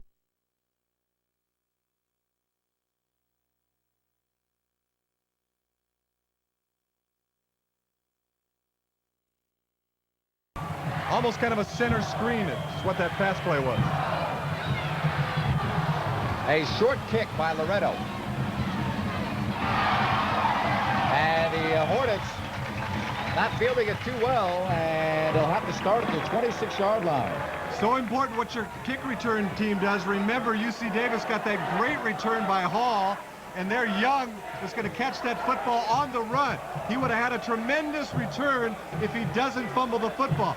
Look, they've got it set up there perfectly for him, but he doesn't hang on. He has to do the only thing he can. They're still in great field position, however. 73 yards to go. All right, so they need the touchdown because they trail by 4. 2 minutes and 40 seconds left. And it's Mark Young in motion. And it's complete to Zebedee Bry. First down. Nifty move to elude one, and he's across the 45 to the 47. Young ran a deep clear out, and Zebedee Bry was open coming across. It's a 20-yard pickup, Bob. UC Davis in a deep drop right now. They've got their nickel situation in. But out of your picture on the left-hand side is Young. He was running a deep drop. That allowed Zebedee Bry to break free there at midfield. Richard Neptune on the stop. Pendergast 13 of 20 for 235 yards. And he has 53 yards left to cap off what would be a brilliant evening. And Mark Young, but the Aggies are there. They contain it and stop it. No gain on the play.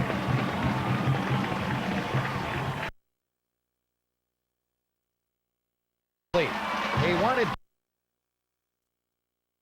He should have caught the football and...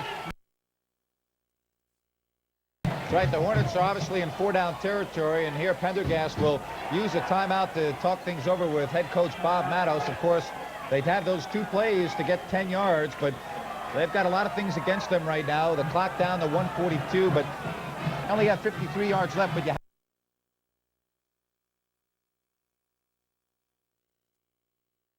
of Sacramento, he's going to show it right now. All right, we'll see what happens. The Aggie crowd really into it.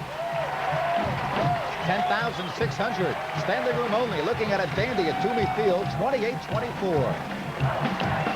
Davis with the 4-point lead. Mike Johnson and Mark Young to the left. Weaver and Hare to the right. Pendergast over the middle for Young. He has it. Mark Young, he could go. Oh, boy. Touchdown, Hornets. This is an unbelievable contest. The clock is still running. The clock has been running for the last 5 seconds. An extra 5 seconds went off the clock. He scored the touchdown at 1:31. The clock continued to roll for 5 more seconds. A 53-yard pass play, and look at it one more time.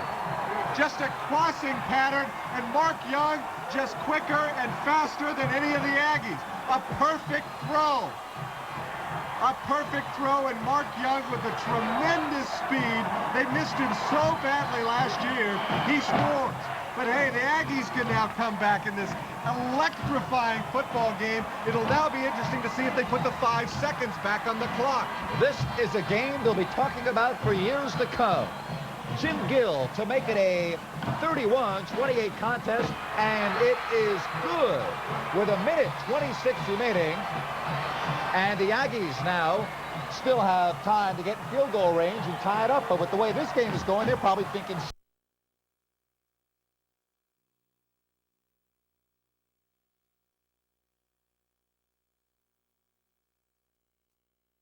failed to count the clock down to what it was supposed to.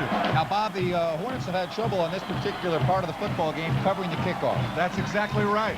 Last time, Hall ran it out to the 41. And a swift short kick. Hall will pick it up at the 12. Here he comes. And pushed out of bounds. Nice run back to the 32. And Eddie Loretto would be the man that would tie it up if they could get it in his range. A 20-yard return. Bob, if you look at the flag... Well, you're assuming that Eddie Loretto, that Jim Sooker is going to go for a tie. You think that'll happen? 1:21 left. Who knows what's going to happen. I know this, though. They're going against a slight wind, and Loretto has a great foot, but remember that. Yeah, that wind is more than slight. Gusts of about 25 miles an hour. All right, 4 receivers, 1 timeout left for Bridewell and the Aggies. And he has he dropped the football. Bart Green had it and dropped it. So the Hornets survived something right there. That would have been a first down. Only 1 timeout remains for this ball club, but that would have been a first down. Bart Green and Seller have been running that same pattern, little out pattern. Look at the up back trying to go and bat that pass down. It was perfectly thrown, but Bart Green looked upfield to run before he caught the football, and that's a no-no.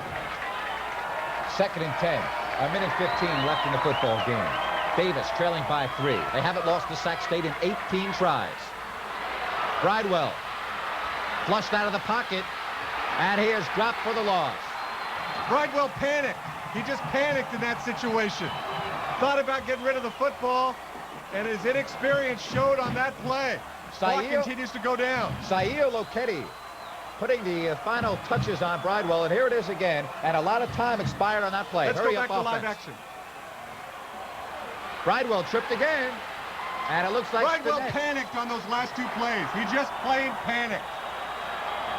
He should have called a timeout after the 3rd down.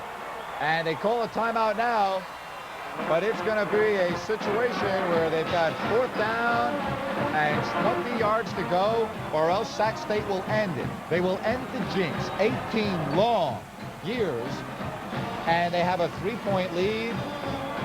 But with the way this game has gone, don't go anywhere.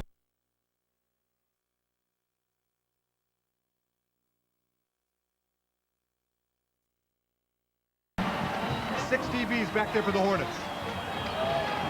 3-man rush. And that's it. It is incomplete, and the Hornets are going crazy at the far side of the field. The Hornets bench The is Sacramento just State going Hornets are going absolutely wild on the other side of the field. They feel that they have won this game, and indeed they have. The Hornets picking up their biggest victory. This play never materialized for Jeff Bridewell. They had to go too deeply for him. He's trying to think, what should I do? Trying to dump it off. His man had already fallen down. And look at the Hornets beginning to celebrate. It's all over. The long drought is over in Sacramento. But give credit to the Aggies for all those wins over the years. A tremendous, tremendous football game here. What a turn of events here in the 4th quarter. A bang, bang, bang 4th quarter. And Pendergast will just go back and sit down, and that should do it. The Hornets have come out on top in this thrilling game. They will win it by the score of 31-28, and that will be it. No need to take another snap. They'll watch the clock expire, and they'll meet at the center of the field and let the celebration begin for the team in white. They come from behind, and they pull off the victory. What a football game.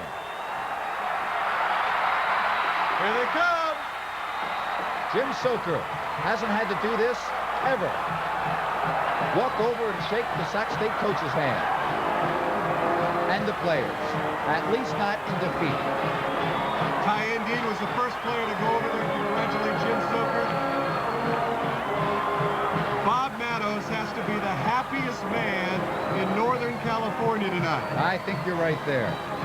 So that's the mob scene. We'll be on the field for a couple of interviews.